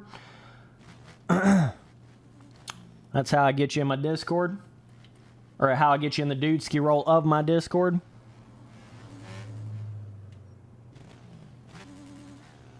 I'll be looking out for you, sending me the DM, and I'll get you in there. But yeah. So that's kind of my whole membership thing. You know, I want to turn it into not like becoming a part of my team, because I don't have a team, I don't want a team, but it's kind of like a little bit of an army, you know, or like a little bit of a club, right? So whenever I go in there and I'm playing these random games in my Discord, but you know, it can be anything. MX Bikes, MX Sim, I play some Warzone, PUBG, right? I'm going to start going in there and playing those games and being only in the Dude Ski chat of my Discord, and then sending you dudes a notification on there that I'm playing a certain game and you can hop in there. So that's kind of what the membership thing is going to turn into. I feel like a lot of people don't understand the perks to that. Password is turkey, no vac. What the fuck you think this is, dog? You know the password. Holy shit. Whoa. We're on the bud that is red, you know what I'm saying? Nah, I don't really play Apex Legends. I did for a minute when it first came out, but shit wasn't really my vibe, like, after a minute, right? Definitely seemed like a kind of quick hype game, and then everybody forgot about it. And I literally predicted it would be like that, too, by the way. But, you know, the T-Sipper, the predictor. Whoa!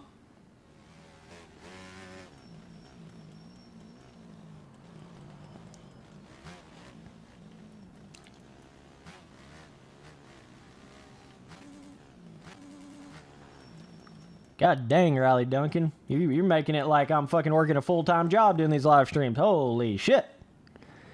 Big hoss status.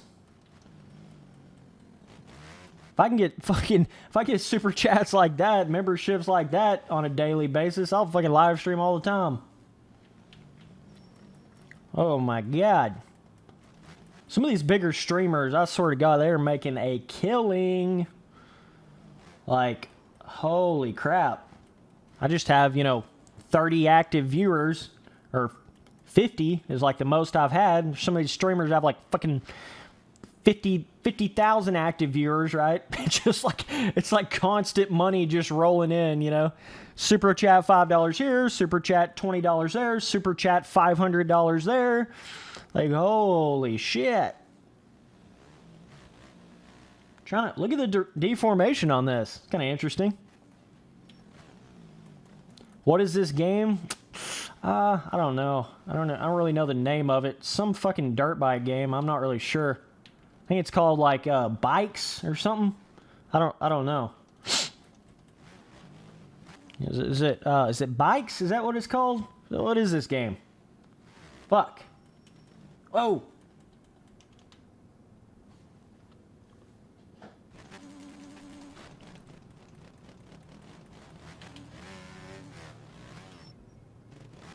Ooh, Moto Mika. Little bit of red, bud. This track's pretty easy. Let's throw it fatty. Oh my god, fuck. Threw her a little too fatty. Threw her a little too fatty, boys. It's okay. SX Bikes. Oh, that shit made me laugh. That's funny. Yeah, SX Bikes. Let me return to pit to load some of you dudes in here.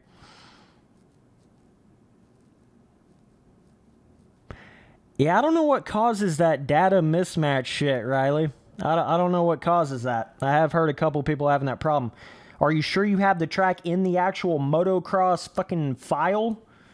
That might be an issue with it. I don't know. Look at this fucking thing over here with all these monster logos on it. Is this BMX Bikes? Oh shit, that's a good one. This BMX Bikes, dog? Fuck is this? Ah! Gotta watch out for these grenades on the track. Oh shit.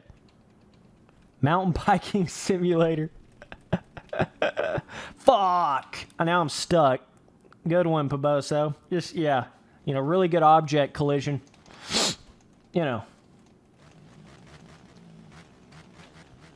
Boys, I appreciate the support on these streams. Oh, holy shit.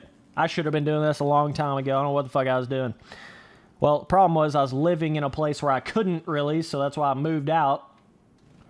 This is the precise reason why I moved out. Ooh. But yeah, we got this green screen ordered up, so we'll get the face cams with the green screen soon. I guess the shit was on back order or something. I have the I guess it's called like chroma key green screen. Fuck, I don't even know. It's the one that links up directly with my Elgato recording software, though. So, it was like really hard to find one. So I think it might have been like on back order or something. I don't know. Anyways, it's like taking an extra 2 months to come in from what it should have taken. So that's kind of semi-shitty, but a little bit of deformation. Definitely making the track a little more fun here. I just love how you can have terrain deformation like all over the track on MX bikes. Literally over the whole fucking track. And it doesn't feel janky. Right? like, it still feels like there's a softness. Like, you can kind of go over the ruts and shit, right? Whereas if you had this much, like, erode and all these fucking eroded ruts on MXM, it would just be a jank fest. It'd be insane. You know? So that's a big difference. Like, that cushion makes all the difference in the world on this shit, dog. Makes all the difference in the world. We're scrubbing her too, fatty. Woo! Appreciate y'all boys tuning in the stream, though. You become a member by hitting the join button. I didn't mean to sound, shitty by saying it like that, but that's how you do it. You hit the join button, right? Oh, I keep over jump. That's kind of hard to jump to whip on. Yeah, you press join. You can't do it on mobile, apparently. YouTube needs to update that, but as long as you're on a PC, you hit the join button. It'll tell you all the different perks that you get before you actually, proceed with becoming a member. Shows you all the perks you get. Shows you it tells you, send me a DM on Instagram to get in the Dude Ski Roll in my Discord. Tells you how to do all that. It should show all that to you. The join button should be on my front page. You should see it like right on my front page. If you're on mobile, you're not going to see it. That's kind of the thing to that. And where you're sitting right there on the live stream, like live chat, I think if you hit like the support button, kind of like you would send a super chat, you should be able to see it there too. I'm not really sure. Fatty, daddy. Okay. Let's try to get on the gas a little. I've been kind of farting around on this track, just trying to learn it. Definitely think you could go really fast on this if you really get on the gas. We got the T-Sipper on the track, boys. Holy shit, he's a big hoss. Whoa! Apparently I am too. Oh my god. Holy shit. We're riding wheelies, popping squillies. Just getting crazy out here.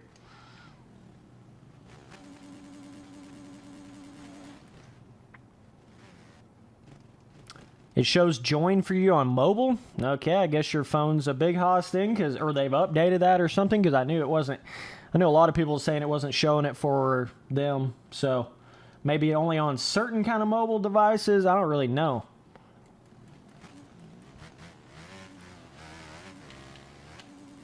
Oh.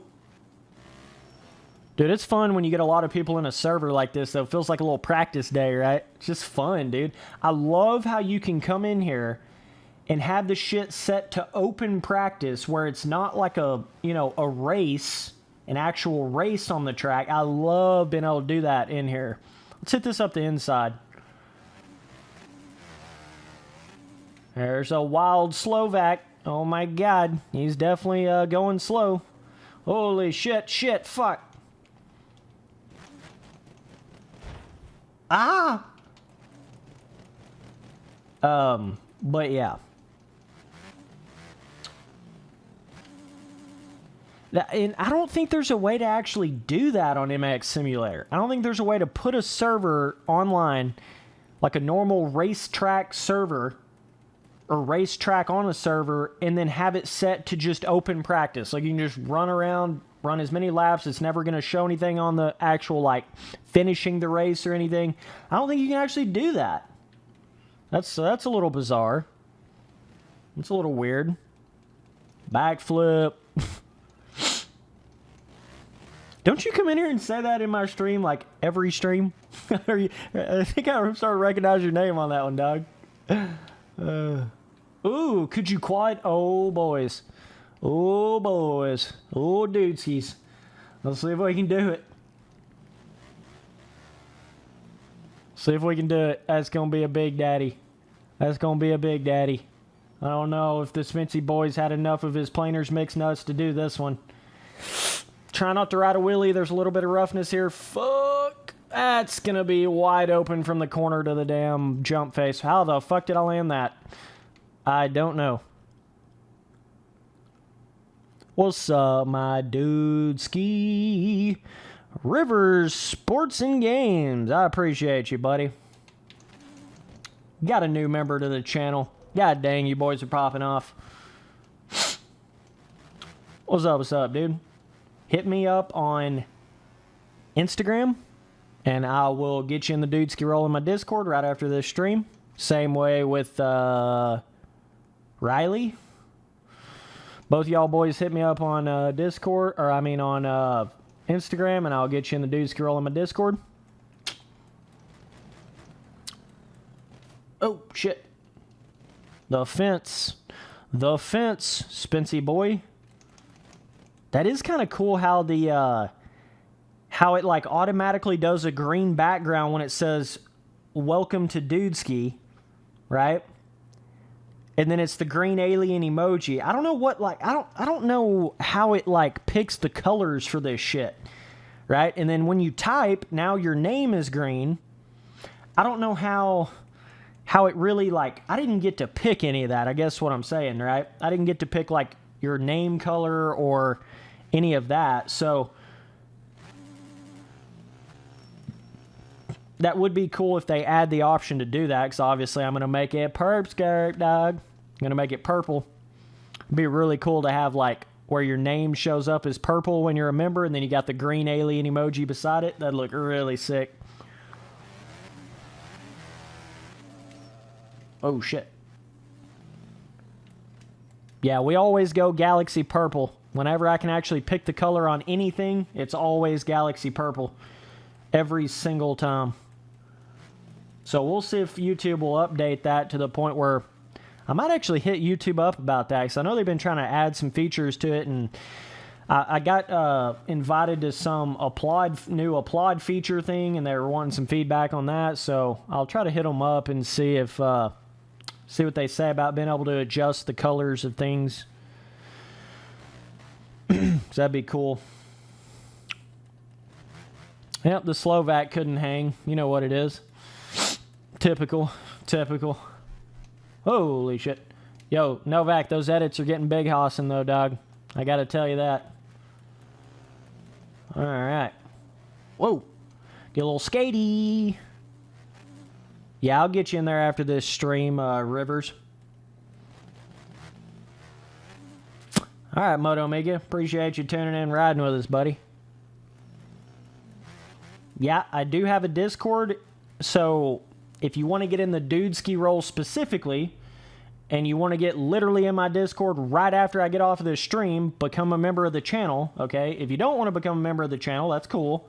You can still DM me on Instagram at Spencer Turley, no spaces, no capital letters, and I'll just have to get back to you at some point in time, and I'll get you in my Discord, but obviously you won't be in the Dudeski role. So anytime I'm in there in the Dudeski only chat in my Discord and stuff, obviously you won't be able to access that.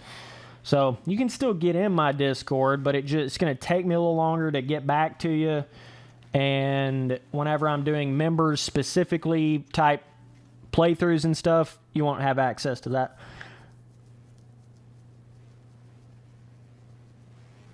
Spence, what do I want for dinner tonight? Says Sam Walton.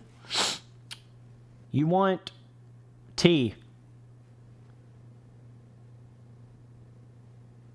You know, tea.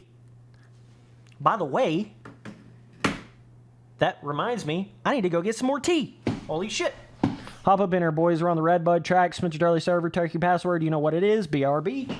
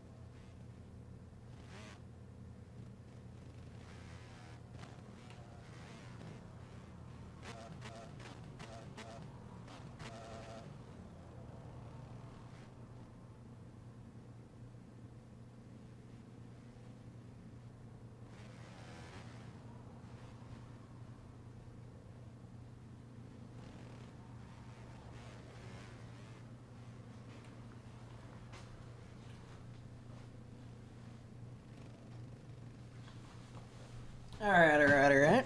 Oh, yeah. We back. Yeah, tea all day, every day, Doug. Wings and tea? Holy shit, Lucky. That sounds like a whole vibe, Doug. Sounds like a whole vibe. Yeah, I want to get together with Scooty and see if, I got him on the phone right now, you know what I'm saying? The big hog daddy. Got to get him on the phone and we'll see what we can do with an MX Bike series. We'll try to get some going at some point on that. Dude, I love tea, specifically the things that go really good with tea, okay? Tea and bacon. You can't beat it. You literally can't. Or things like tea and pizza that's been in the oven. Oh, shit. Forgot this one. Things like tea and chili, leftover chili that's been in the fridge for one night. Oh, you don't even know that vibe. You don't even know that vibe, right? So that goes really well. Even tea and sausage is pretty big daddy, right? So there's a few things like that really goes good with tea.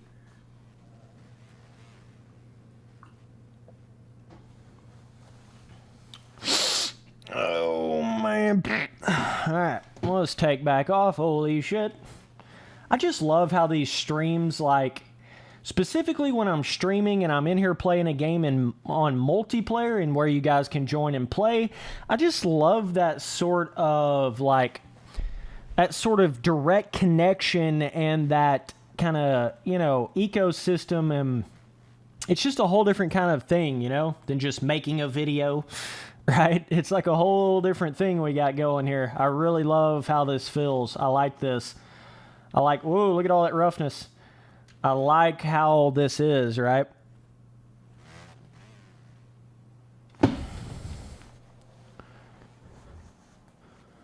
I love me some jalapenos, you know what I'm saying, Doug? I got me some jalapeno jerky downstairs right now, dude. About to tear into that a little bit. Yeah, isn't it funny how it's like me, Scooty Puff, and Donut, are we not some of the realest motherfuckers in this shit? Like, dog, we are. Like, it just is what it is. Is what it is, brother. A lot of the other guys are just very, I don't know. And I'm not hating on them, but it's just, they're just very, it's like they tried so hard to be like this, like every other YouTuber, try to be really politically correct, try not to offend anybody, try to be so, they just don't have a lot of, I don't know how you explain, they don't have a lot of personality, They don't have a lot of, Scooty and Donut and me, you ain't gonna get no more personality than that, period. Tylen's got some personality, he's got some, But that's what I look for in a YouTuber or a streamer is you gotta have personality, man. You gotta not be scared to go out there and say something that blows somebody's mind, You gotta be something different than every other YouTuber, The whole hey guys, welcome back to my channel. Be sure and hit that like, favorite, and subscribe button. Now we're back with another video. We're taking a look at this track. Yeah, it's a pretty fun track. Holy shit. I can't take that. Yeah, they're too corporate. Yeah, I guess that's the word. Fuck, I don't even know what it is. They get just so, I don't know. Which I get it, when you go down this road of being a big hoss and you don't sugarcoat shit and you just tell it like it is and you're liable to say anything, right? There ain't no telling. When you go down that road, you're going to get some flack. You're going to get some haters. You're going to get some hate, but it is what it is, You're going to get some hate either way, by the way. Even if you're Mr. Corporate, never offend anybody, you're still going to get some hate. You're still going to get some troll boys. It don't even matter. So you might as well be real. You know what I mean? Might as well give your full opinion, no matter who it offends. You might as well. Oh my God. Stirring information get pretty insane, boys. Yeah. Yep. Boys, you're hitting her right on the head. They get into that robot mentality, that robot YouTuber kind of shit.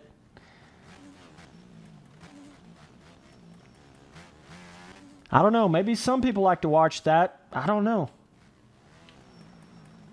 I think it's like, it's okay to watch those kind of YouTubers every once in a while, right? It's okay.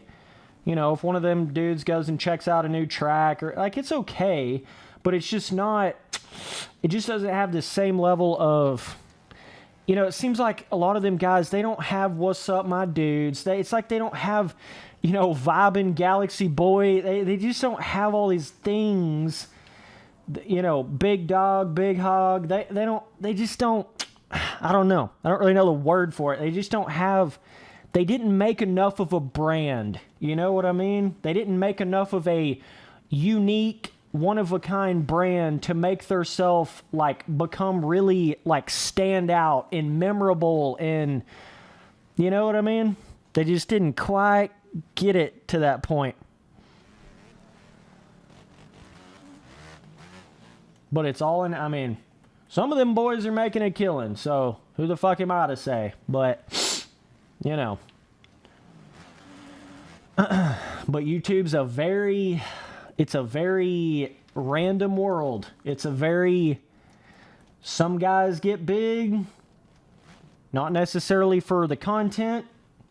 Okay? It's like YouTube, if YouTube wants to push your channel, they're going to do it. Or if you have, like, you know, a link to your channel on the front page of MX Simulator for literally like 7 years, you know, you're going to get a lot of people from that. You know, there's little things like that that kind of plays into all that, but I don't know. It's just kind of to each their own, though, you know? Yeah, there's every once in a while I'll go watch one of those more like standard corporate kind of YouTubers and shit ever so once in a while, ever so often. But the guys that I'm really watching is the ones that ain't scared to, you know, hang it loose, say whatever the fuck. You know, you can tell they're telling it like it is. You can tell they're being honest. They're not trying to be some sugarcoating, let's not offend anybody, right? You can tell they're just keeping it real with you. Those are the kind of dudes that I watch almost on a damn near daily basis, you know?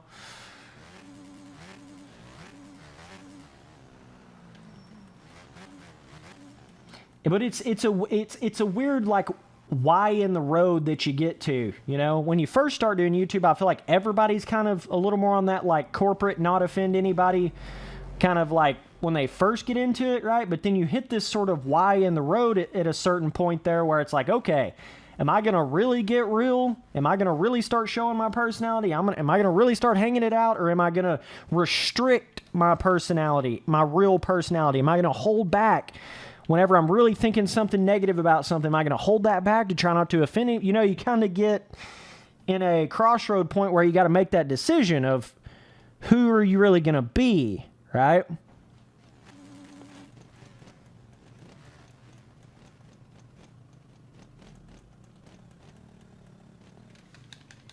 Boys, we are on the Red Bud track. We got some crazy ass deformation. Spencer Turley server, turkey password. Hop up in here. You know what it is.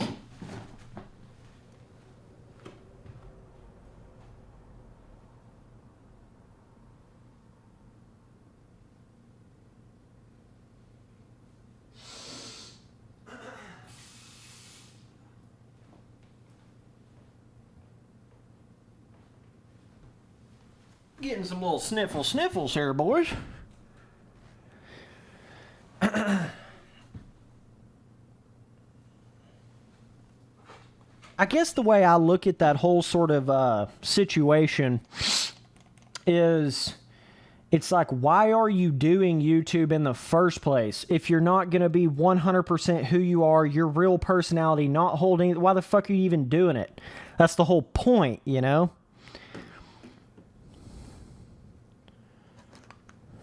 What's up, money maker?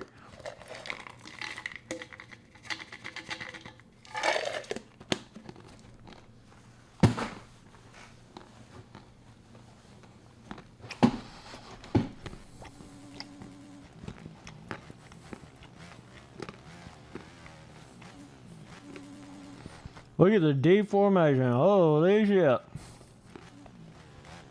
I'm getting scared to even get on the gas. Alright, let's get on a different track.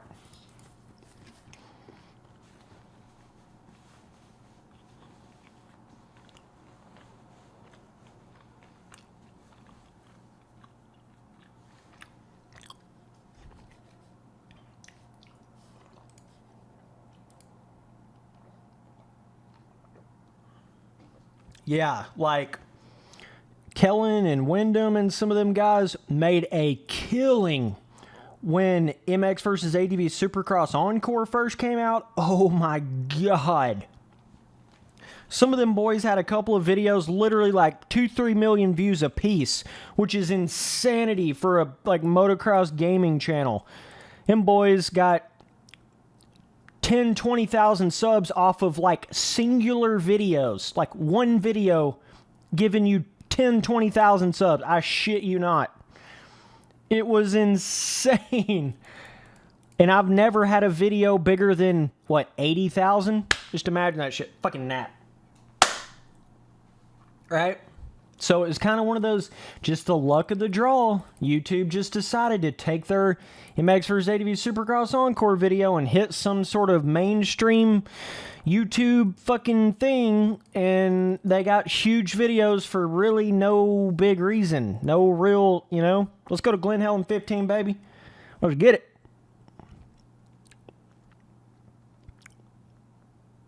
Yeah, I've noticed that on some of their channels, like, how the fuck did those videos get that big? It don't even make sense.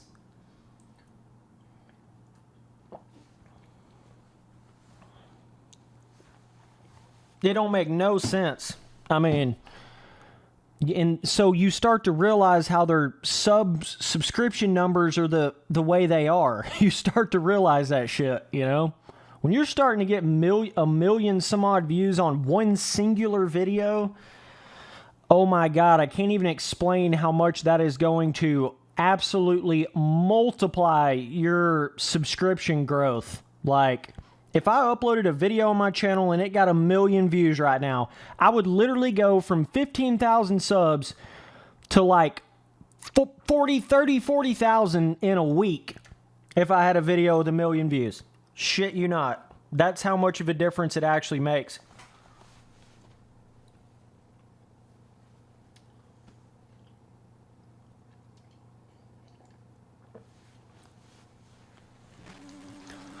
So that's what I mean, man. YouTube is a very luck of the draw, roll of the dice.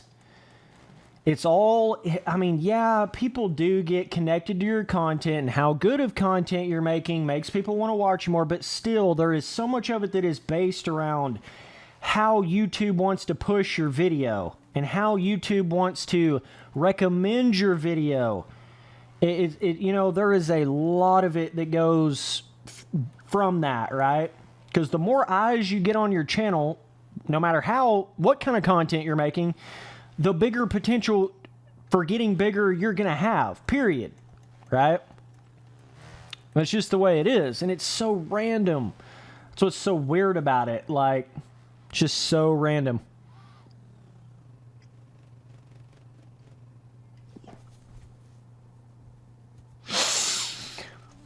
Okay, we're on the 15. Oh, look at that pre-made. Holy shit. We're on the 15 Glen Helen here, boys. Hop up in here. Turkey password, Spencer Turley server. First time ever riding on this track, by the way. I know some people have put the laps in on this puppy. I have not. Let's try to get on the gas a little. Woo. A little slow right there. Okay. Oh, we're cutting her close. Right on the edge of the track. Oh my god. Alright. That's braking bump will do it to you every once in a while.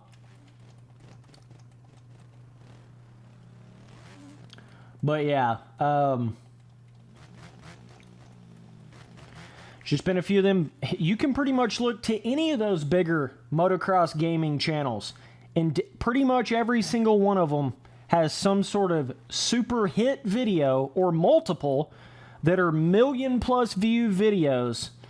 And then you start to realize how they have such a big subscription base. You know, you just start to understand, like, okay, now it makes sense.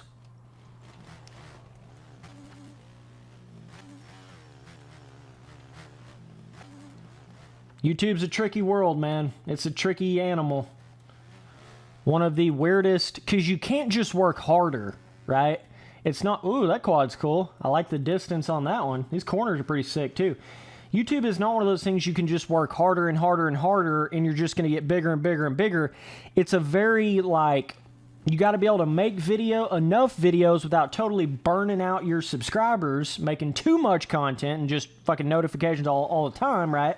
You got to find a balance and then hope that the videos you did make, YouTube wants to push them.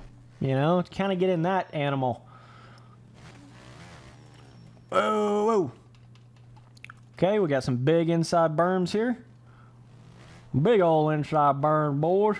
We out here on the Glen Helen's 2015s. But I'm good, though, man. Like, I'm happy with the way my channels went. I'm happy that I, you know, continued to play the games that I loved, and I didn't get too, you know, too corporate. I didn't get too off on some crazy thing and just, like, totally quit making motocross content and just make, like, first-person shooter content or something, you know what I mean? I'm glad I stuck to my guns, stuck to what I love to do, and that's a big reason why you do it in the first place, you know? Yeah, if you have 100,000 subs, but you're not making the content that you want to make because you're so, like, caught up in the corporate side of it, then what's the point? You know, there's kind of a balance there to that. But that's always been the trickiest thing, you know. It's just so hard to get big views on MX Simulator content. It's just so hard. It's a lot easier to get views on, like, you know, official Supercross games or, you know, some of these bigger, more popular motocross games and stuff. Even Reflex nowadays, it's starting to get pretty tough to get, you know, big views on a Reflex video. It used to be a lot easier to do that, like 4 or 5 years ago, but now it's starting to kind of lose its, like, real big view potential on YouTube. So that kind of makes a difference. But some of the biggest things you're going to get views on right now is, like, Warzone, Fortnite, God forbid, you know, Fall Guys, like all these weird ass little games that get real hyped up real quick, you know.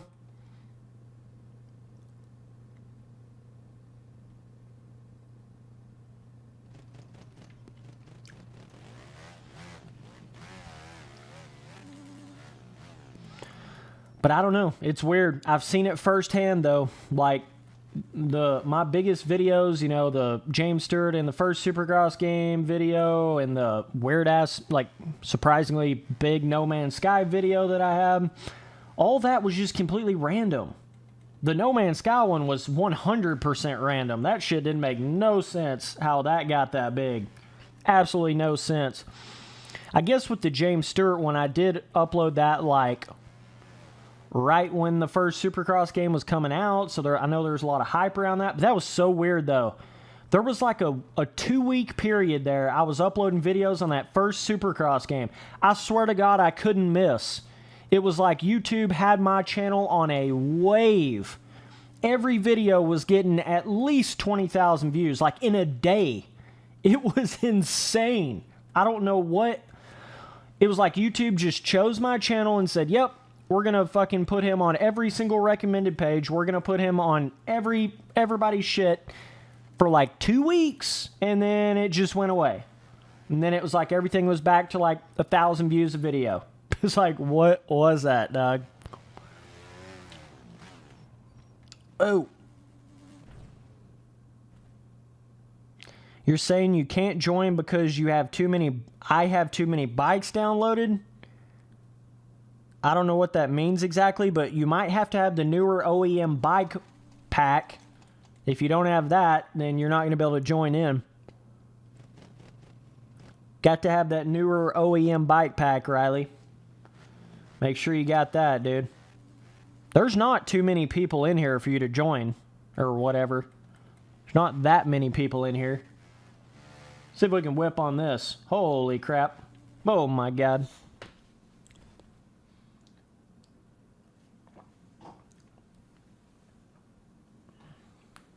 But I mean, yeah, you know, if you're making MX Simulator content, it's like, especially now with the hype of the game going so downhill and the overall, you know, the game just in general going downhill, you're just not going to get the kind of viewership that you want. You know, you're just not going to get those big views on MX Simulator like you would have 5 years ago or so, right? You're just not going to get that same. So a lot of it is like catching a game at a certain popularity, you know, catching a certain new game at a certain, you know, whatever. A lot of it is based around that. But like, I couldn't believe the MX vs. ATV Supercross Encore videos got that big. You would have never even have dreamed of those videos getting that big. That don't even make sense. Like, 1 million views on the shit? You kidding me? Yeah, you gotta have the new OEM pack, man. It's on mxbikesmods.com. On the bikes, it's literally has a picture of a real life seal on it. That's how you know you're on the one. Holy boys, let's try to carry some momentum. Yeah. Okay. Whoop, whoop, whoop, whoop. Try to carry some speed. We out here on the Glen Helen. We got a couple bikes on the track. It's just a, you know, middle of the day practice session. No big deal. We got the tea sipping, tea dripping, big tea dripper. Let's try to jump back on the track. Yeah, that worked really good. I appreciate you boys tuning in to the stream, though. Appreciate you. Whoa, okay.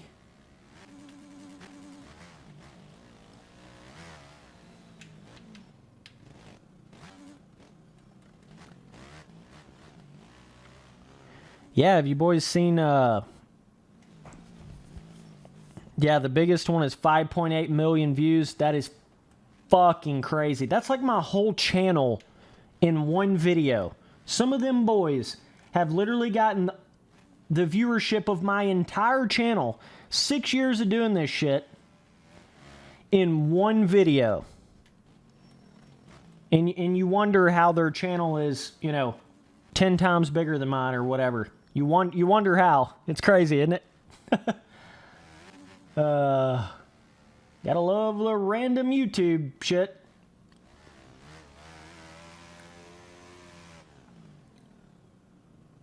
But that's just the weird thing about YouTube, though. You can't like bet on this video is gonna get big and that one's not. Or if I put this much work into this video, it's gonna get big. It just doesn't work like that. It's so random. It is the most random fucking thing you will ever go through in your life.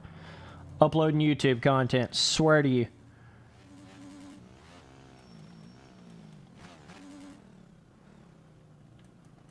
Yeah, when I start getting the green screen shit going, really doing the face cams, really doing more live streams, covering a few other games here and there, it'll start picking up. I'm not concerned about it. It will start picking up. Doing some more real life videos, right? That shit gets it going. Yeah, it's like they hit the lottery. It's literally what it is. Oh, bro. Fourth tapped. Woo! Can get a little slide going there.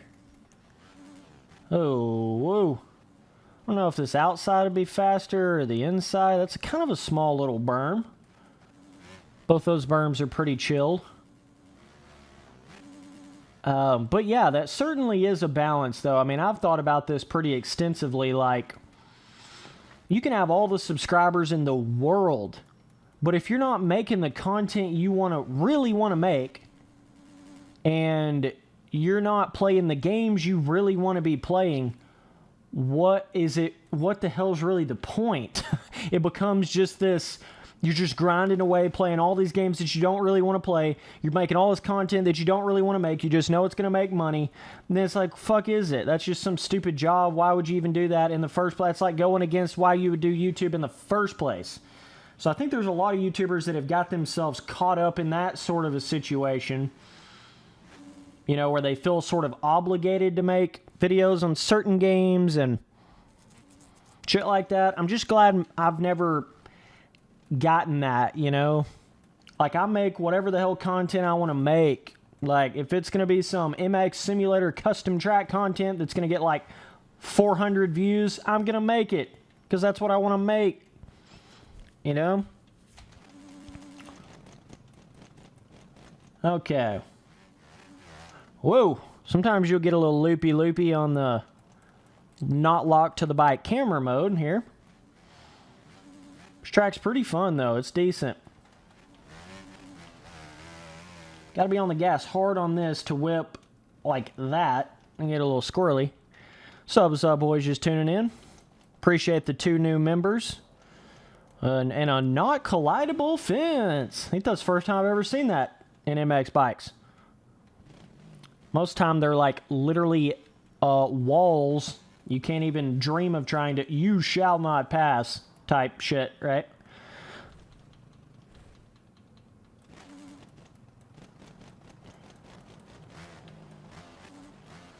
Okay.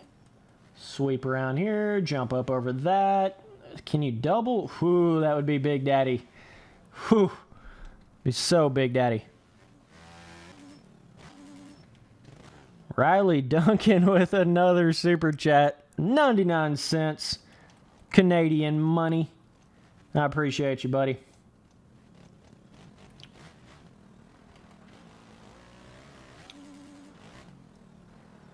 Riley Duncan again with a $6.99 Canadian. Oh my God, dude. You've sent me a total. Let me just add this shit up, right? So that's 8. Became the member. 13. Just see here real quick. I'm just add this shit up. 13. Then, so 33. Then 60. You've sent me about $70 total.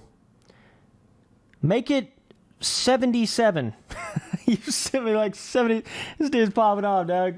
Sent me like $77 in this one stream. Holy shit. He sent me another super chat for $6.99 again. He says, I suck at this game. Yep, it'll happen to you. It'll happen to you. These simulators, you know, kind of how they go.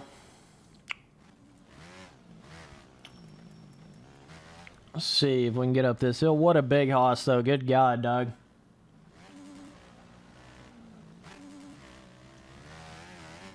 Okay. Oh, shit. Losing the front end. All right, let's get on a different track. That one is a little more on the simple side. I downloaded a cool custom supercross track. It's going to have some crazy lines on it. I want to see if what we can get popping off on that one. Let me show you the one I'm talking about here.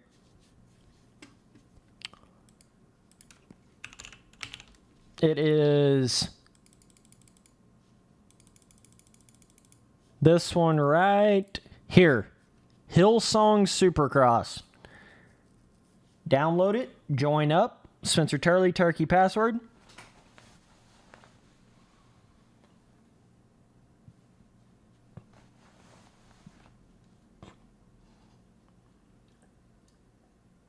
Yeah, I think there's a lot of people that go through the, like, they play MX Simulator right up to the point where it would really start becoming fun and really getting loose on the bike and shit, and they stop playing it because it gets, like, too complicated. It gets too difficult. They can't see the light at the end of the tunnel, you know? So I feel like a lot of people go through that where they quit playing MX Sim, like, right before they really start having fun with it. Because you start to hit that wall, like, kind of in that amateur speed level, pro speed right in there. It really starts to get difficult to take it to that next level.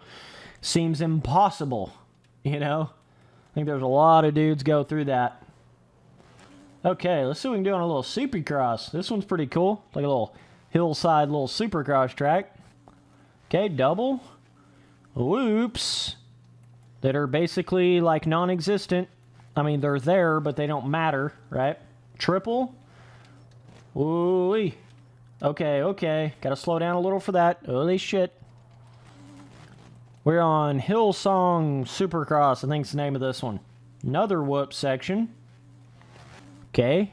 Trying to stay off this wall. We're staying off the wall, boys. He's got some interesting little, like, elevation to this. A lot more elevation than you normally have on a Supercross track. Pulling the tear-offs, you know. There's big hoss status in every way. That's a triple. You gotta have the speed before. Supercross tracks are you gotta chain together the whole track. You gotta chain together the momentum from the whole track or you're screwed. Ooh, gotta hit that a little harder. Okay. Give me just a second, boys. Download the track, hop up in here.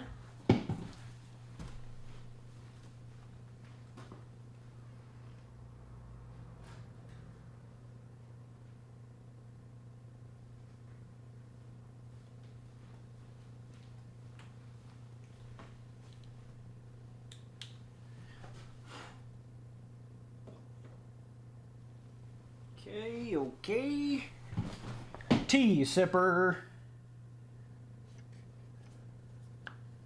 Yeah, you literally have to have the new OEM bike pack to log into some of these modern servers in the game. I have heard that you have to have it. It's not an option. You gotta have it.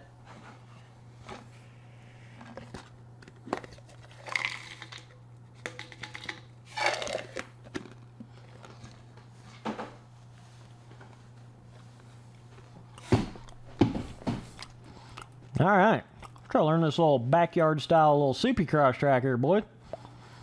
Oh, I want to gas a little more there. Still on the first lap. Still on the first lap. Oh, whoa, dudes are loading in. It's causing me a lag.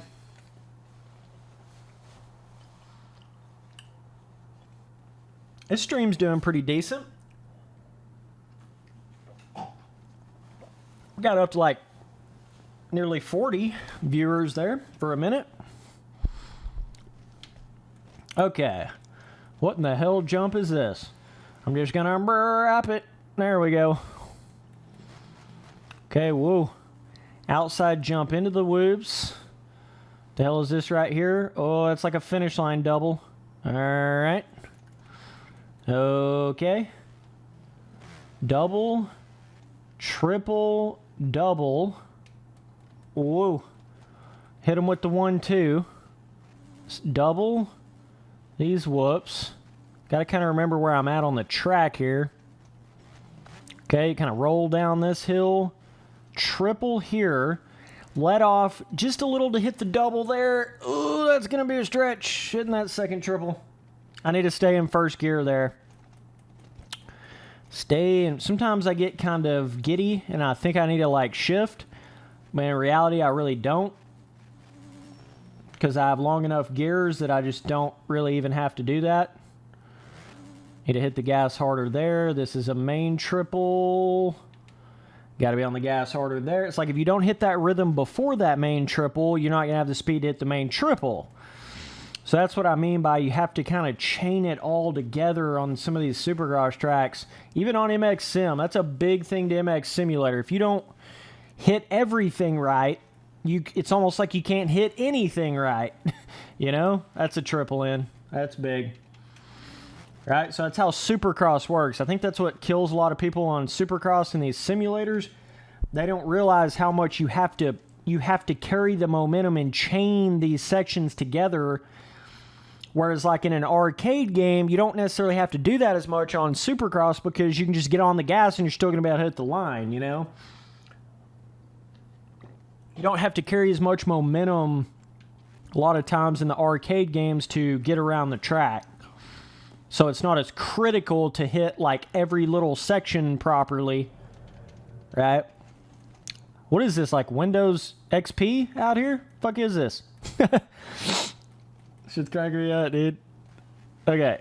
You have the little jump into the whoops. That's kind of sketchy. Here's the like finish line double. It's decently sized. Okay, then we'll try to run a clean lap here. Okay, that's a triple. Okay. Woo, Spency boy, get on those brakes, buddy. Let off just a little there. All right, let's try to stay in first on this rhythm up here. Love how this little corner, whoa, this little corner kind of swoops down like that. Damn, that's a pretty tough little rhythm right there because you got to let off just a little bit at the second jump. You know, got to let off just a little bit there. Whoa, whoa, whoa, whoa, whoa. All right, let's try to, oh my God, I looked at chat. Yep, excuses, Spencer.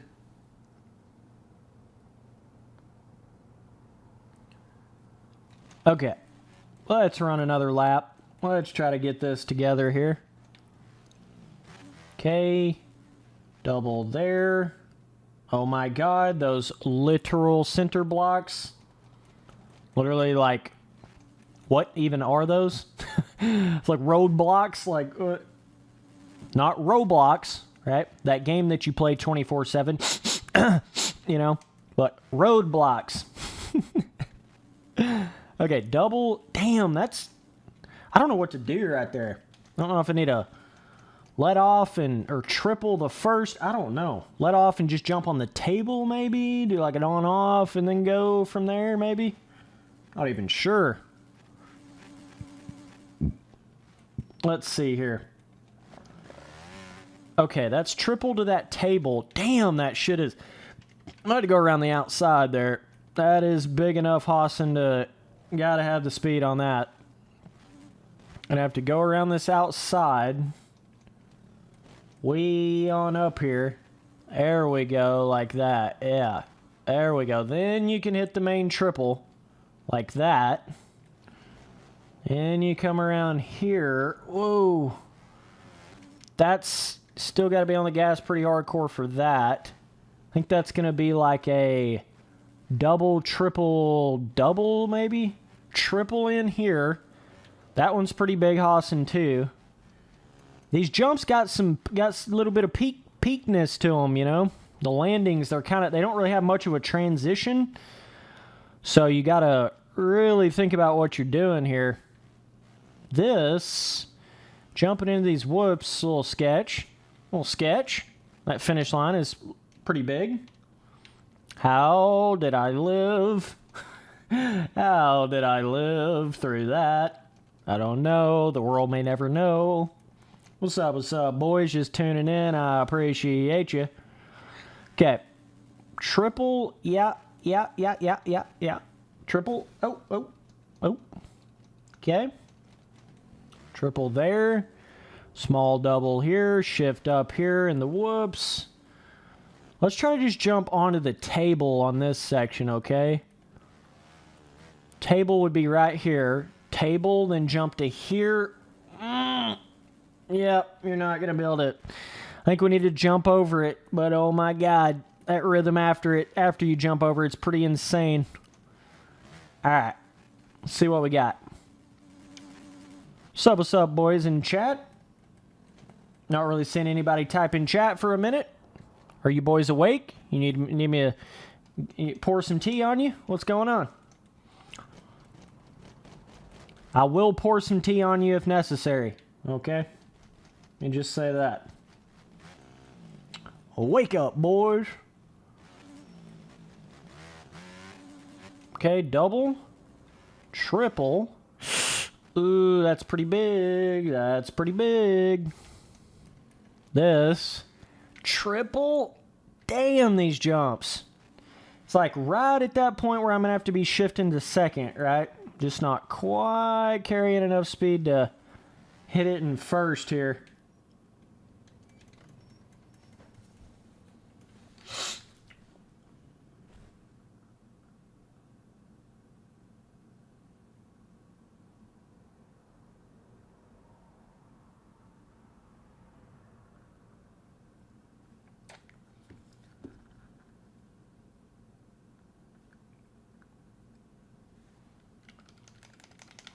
Okay.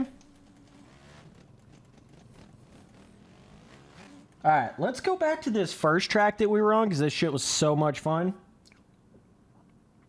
Let's go back to the first track here, boys. Sorry, my chat was like, I wasn't scrolled down enough. I don't know what the fuck was going on with that. Alright, let's go back to this first track, because it was fucking awesome. Like, one of the best custom tracks in the entire game. No doubt. Let me show you here what I'm talking about. Hill Valley MX, baby. Let's try it with the rain. Hill Valley MX Rainy. Let's try it with the rain, boys.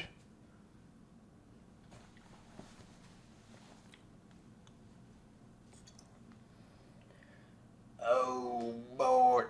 Spencer Turley server, turkey password. Hop up in there, boy. Hell yeah, brother.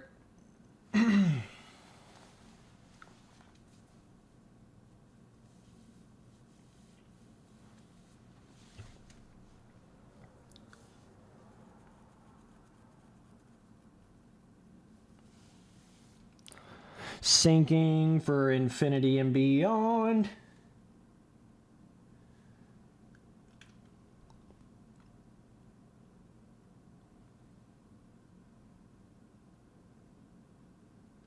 All right, I see you, Novak. I see you. We'll see. We'll see. Look at this. Look how different the track looks, man. Look at this shit. Got the rain falling down. Ooh, totally different track vibe here. Whoa, whoa. What the? Look at the water. That is some murky ass water. I'm gonna get some leeches on me swimming in that shit. Okay. Let's see how much more difficult these bigger jumps are in the rain mode. Okay. Jump to there. Yep. Yep. At the double here. Ooh, Spency boy. So the shadows don't seem to be as hardcore, interestingly enough. It's like the whole entire lighting of the track changes when you go to the rain mode, right? Track doesn't feel too slick, so maybe it just like slightly slickens whatever traction was already there. I kind of think that's how it does it, and this track already had quite a bit of traction from the base version of it. That jump's gonna be hard as fuck in the rain mode. I don't even know if you can hit that double in the rain mode. Let's see. Let me try to get all the speed I can, because you hit this little divot right here in the corner, so you can only get so much speed right here, you know? Let's try second wide. Yep, yeah, you can still do it. You can still do it. Sorry, I was being a wussy. Apparently you can still do it. Third wide to hit the triple. Holy shit. That's going to be tough. It's going to be tough. It puts just enough friction on the dirt where it makes some of those jumps that you're barely hitting before, like, really difficult. You know? You got to be on it. Let me slide down real quick. Spencer Turley server, turkey password. We're on Hill Valley MX. Go download it. I'm way too scared to hit that big jump, that lap. way too scared. Okay. Double. I am the double master. Hell yeah. Oh, getting slick. Losing traction. We're still whipping fatty, though. We're still sipping on the tea, whipping fatty. Okay. Carry lots of speed up and around here. Now I'm starting to get this layout of this track down a little bit. Got the rollers through here. Whoa. Whoa. Yeah, it's basically full send or no send, Riley, on this puppy. On this track in the rain mode. You're pretty much wide open planers, mixed nuts, deep, or you're nothing, right? Whoa. Shit. Sometimes when you whip in this, like, not locked to the bike camera mode, sometimes you totally lose, like, sight of the bike, right? You just totally lose, like, where the bike is at. That can be a little bizarre when that happens. I just like the way this whole track looked. Kind of a fall vibe almost on the on-track, right? Kind of a cool. It's not like super standard woodland. Kind of got a little bit of a cool little I don't know if you'd call it fall or what, but got a little bit of a cool, different vibe to it. See if we can jump this. God dang this jump. It's such a huck. Oh my god. With it being rain mode, I don't know if we can land. Don't know if we can land, brother. Just such a flat landing, jumping up to that part. Alright, whoa. Slicker than snot. Okay, and still can't... Yep, there we go. I'm a pro at the game, you know. No big deal. Is the erode in the game the same in the rain, says Ivan? Well, I think it's like... It's the same in the sense of I think it's like doing the same thing, but it's obviously going to be different because the traction's different. It's going to make it differently just because the traction becomes different. I don't know. I really don't know. I don't know if that's like an actual thing setting in there that it literally changes the deformation in the rain. I don't know. Have no clue. Boys, I got to go take another fat piss. This tea's hitting good. We are on Hill Valley MX, Spencer Turley server, turkey password. Get up in here, boys.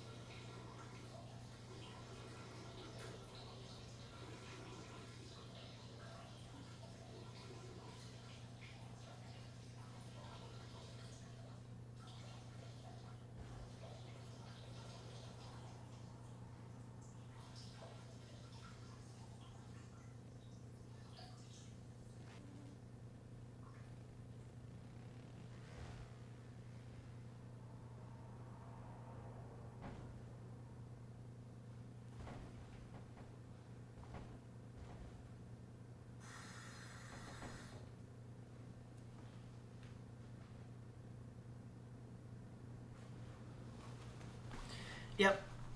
Gotta be a big hoss to piss like that, Doug. Got to be. No other option. Got to be. Alright. I don't know. What is that little object right there? That little blue thing? Fuck is that? Is that like the little watering stand? I don't know what that shit... What is that? Let's get up on it here. Is that what that is? What the fuck is that? I'm confused at what this even is. It's got to be what that is, right? A little watering thing. Ah, it's pretty handy nifty. Alright, let's get on the gas here, dude. This track is sick. Second gear, got to keep the momentum, traction. Second gear, up. Second gear into third. I need to shift in the air there. Never let off the gas to be able to hit this big triple.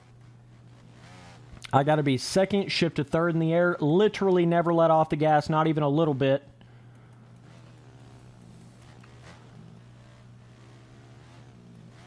Okay, second.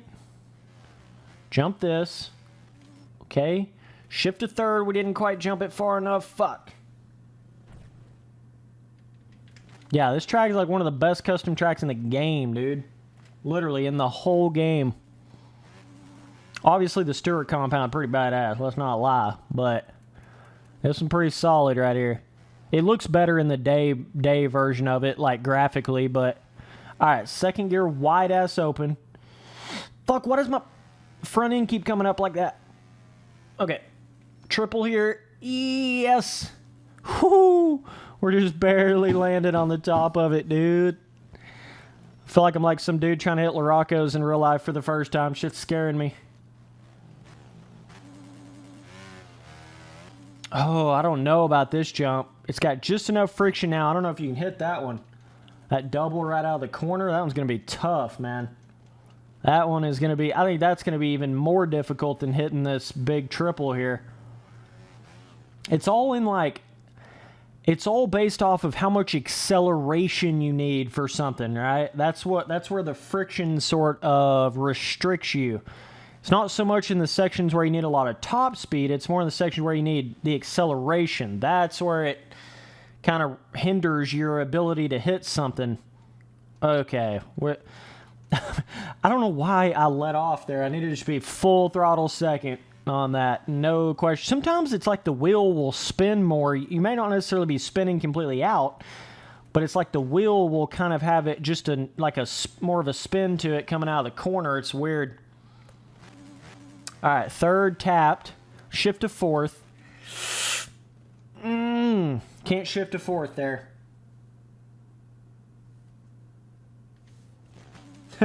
Yeah, I know a lot of people have been talking about the console, having MX bikes on a console and shit.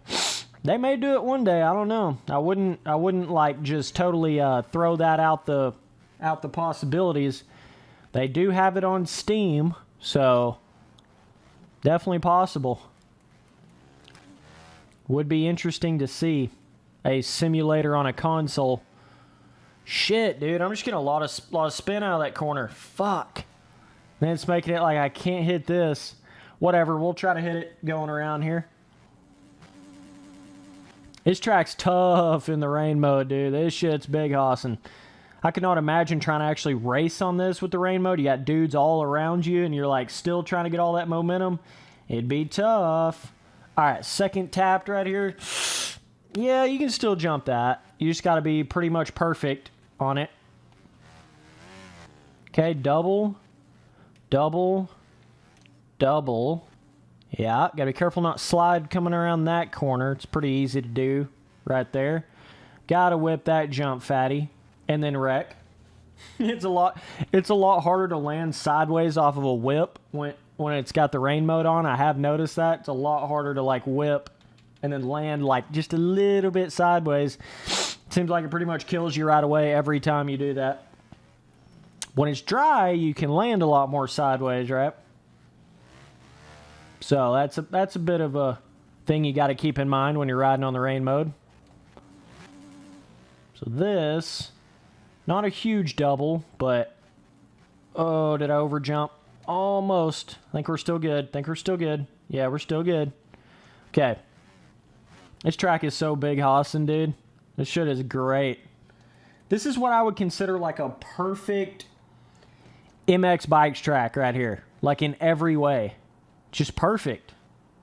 Shit's great. If every MX bikes track was on this level, oh my god. This game would automatically be twice as good. Like just from that. Straight up. Just from that.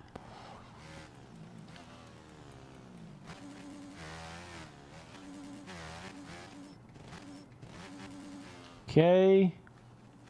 So we'll scrub it dub on that. Alright. Come around here. On the gas here. Try not to slide too much. Oh my god, you can overjump that.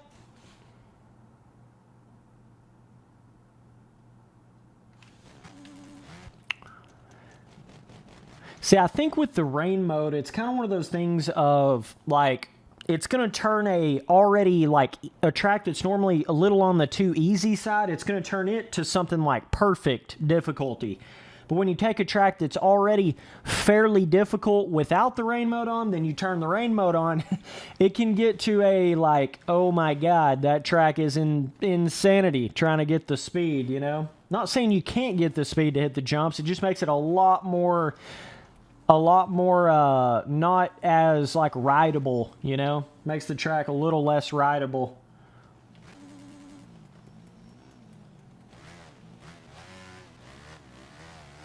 But we'll go on it in the dry mode here in a second. Just want to do like one more lap here.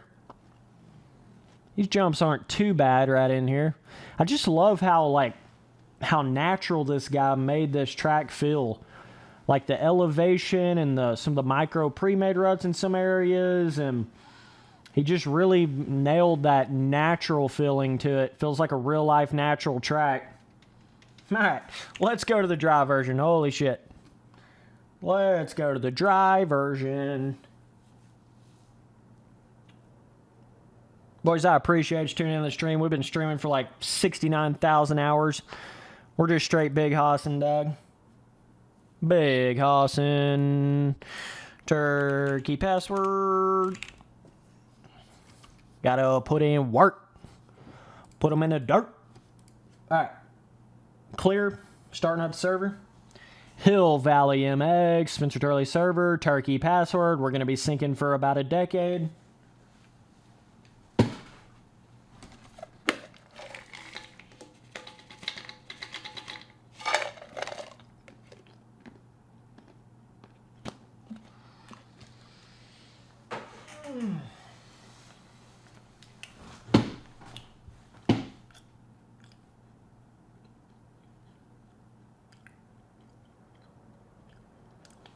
Yeah, I mean, come on, like, these simulators are what? Like half the price of a normal AAA new dirt bike game? Just don't buy one of the new AAA motocross games you're going to buy that feels like every other AAA motocross game and buy both of these simulators.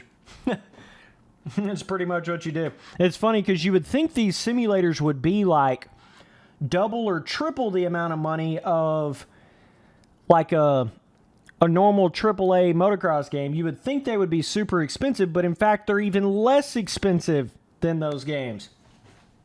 That's what's funny about it. They're even less expensive. I'm going to go grab some tea, BRB.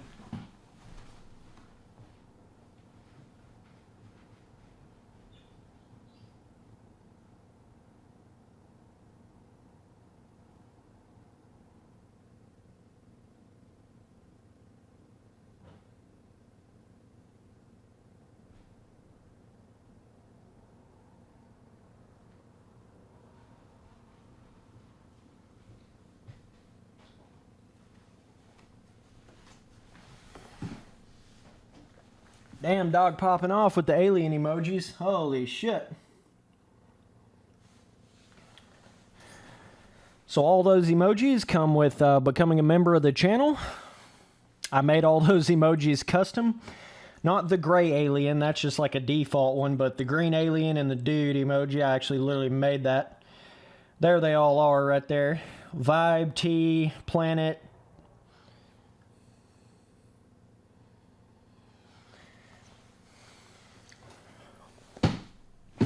And I think I can actually add another emoji now because the more members you get, the more custom emojis you can have.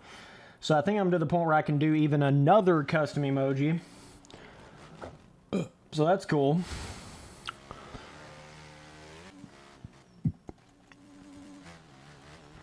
Okay, here's the day version, dude. This track is sick. The thing about this track is it doesn't feel like a normal MX Bikes track. And I'm saying that like in a good way. It feels like a normal, like good MX simulator like level track, right? But in MX Bikes. It's like this dude really knows how to use the track editor in this game. And everybody else doesn't really fully understand it. That's kind of what it feels like. Obviously, the dude that made the Stewart compound understands his shit. And some of the other tracks are pretty good, but this one is, holy shit day. This one's Big Daddy. Whoa, we're riding a wheelie. Yeah, it's always scary when you pull that front wheel up, going up a jump face. It's always scary. Can't hit the triple now. Yeah, you can see the difference in the shading on the track when you go from the rain mode back to the day mode. Like, damn. That changes that a lot. The shading on the track has changed extensively from the rain mode on or off. So that's really cool. I'm glad. That's cool that they like made that work in the game. That's really cool. I like that. Whoa. Sup, dude. Boys popping off with the custom emojis. Woo! Getting a little saucy. A little too saucy. I appreciate both of you guys becoming members of the channel, though. Holy shit. Big hosses. The dude skis. So that was a... Whoa there, Michael Essie. Calm down. All right. See if we can pass this dude here. You want to race, bro? He's got a weird-ass white bike because I haven't went back to the pits where it'll actually load his bike in. Oh, that's a... I got to hit that smaller. I got to hit that way smaller. Let's return to the pit to load the bikes in.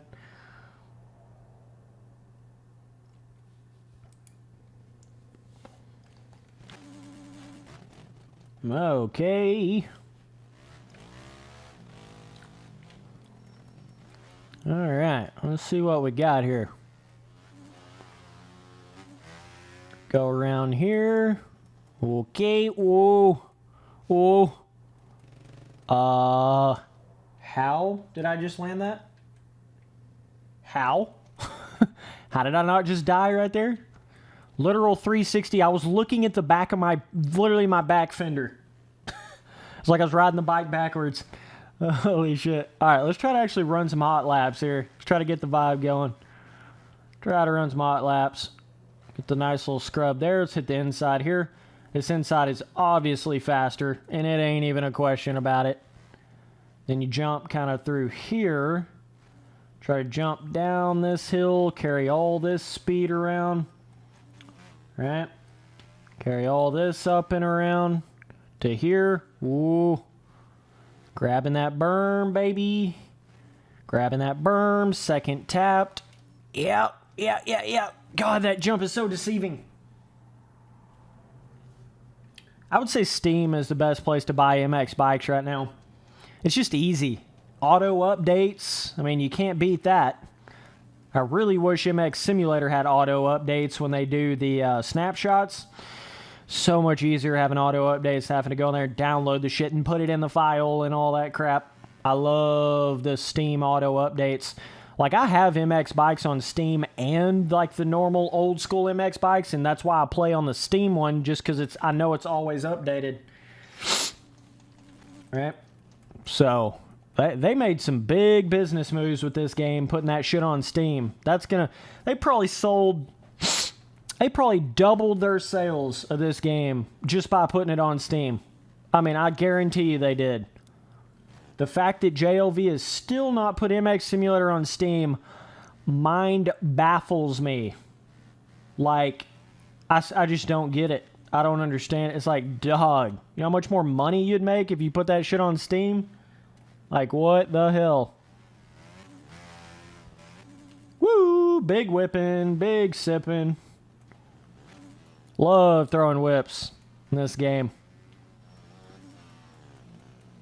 This view in particular, I don't know, like this camera view, shit just like really plays into the way the whip looks in the camera view, you know? Really plays into that.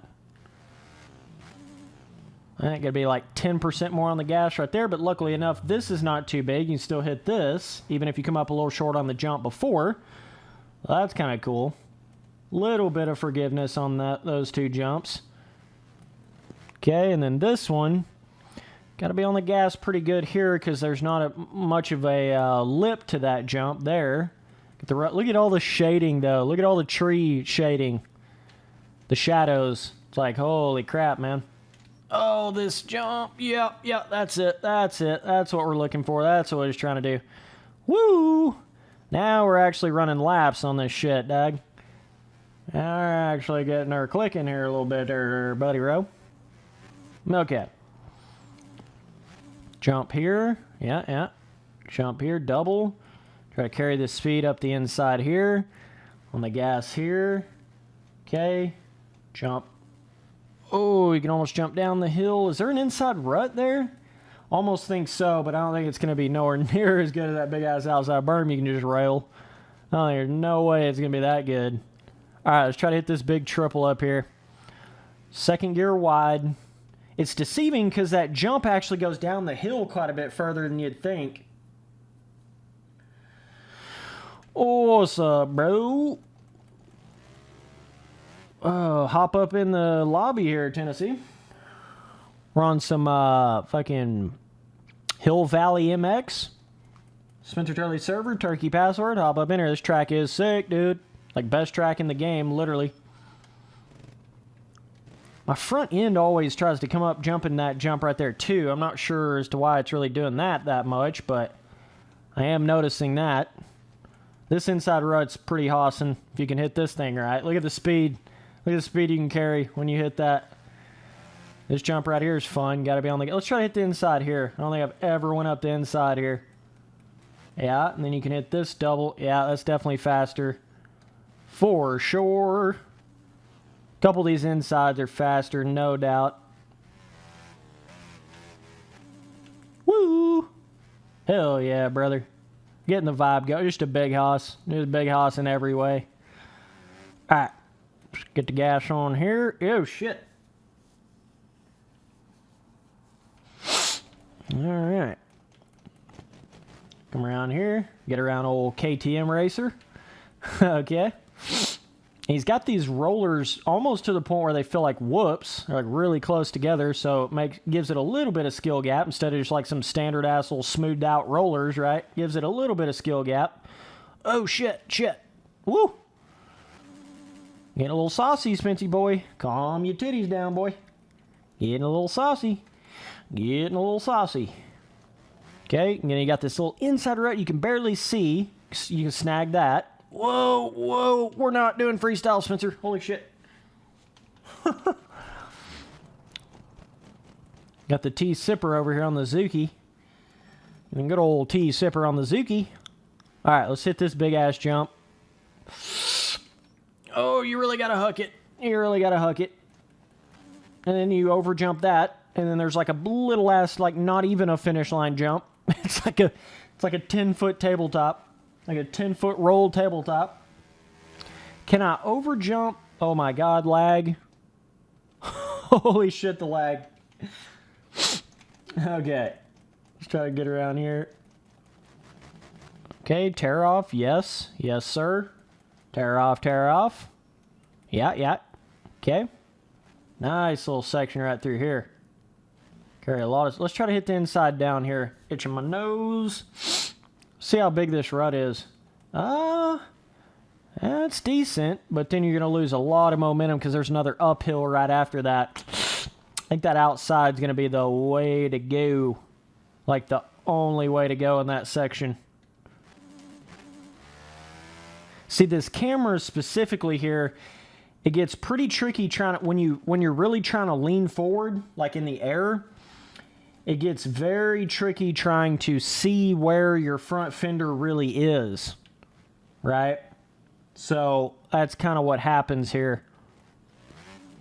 That's like one of the negatives I can see to this camera mode here, like not locked to the bike. Just really tricky, like right there, like I just have to guess where the front fender is, you know? Because it goes completely out of your camera view, but it also looks better in a lot of other ways than if you have it locked to the bike. So it's kind of like a trade-off type deal.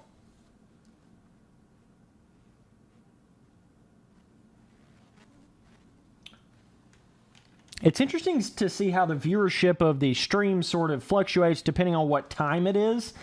Like I'm really noticing, you know, it's getting right around like 5, 6 o'clock, right? Most people are like eating dinner, right? You can kind of see how the viewership of the stream's kind of slowing down a little because of that.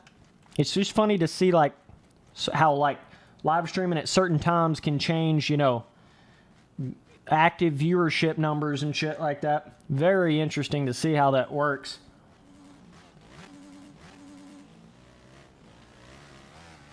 Okay, double. This track's so... Dude, I can sit there and ride on this shit forever. That's how fun this track is. So much fun. Whoever made this track, you be a legend, dog. If you die, you're a legend. This is a good one. This is a goodie.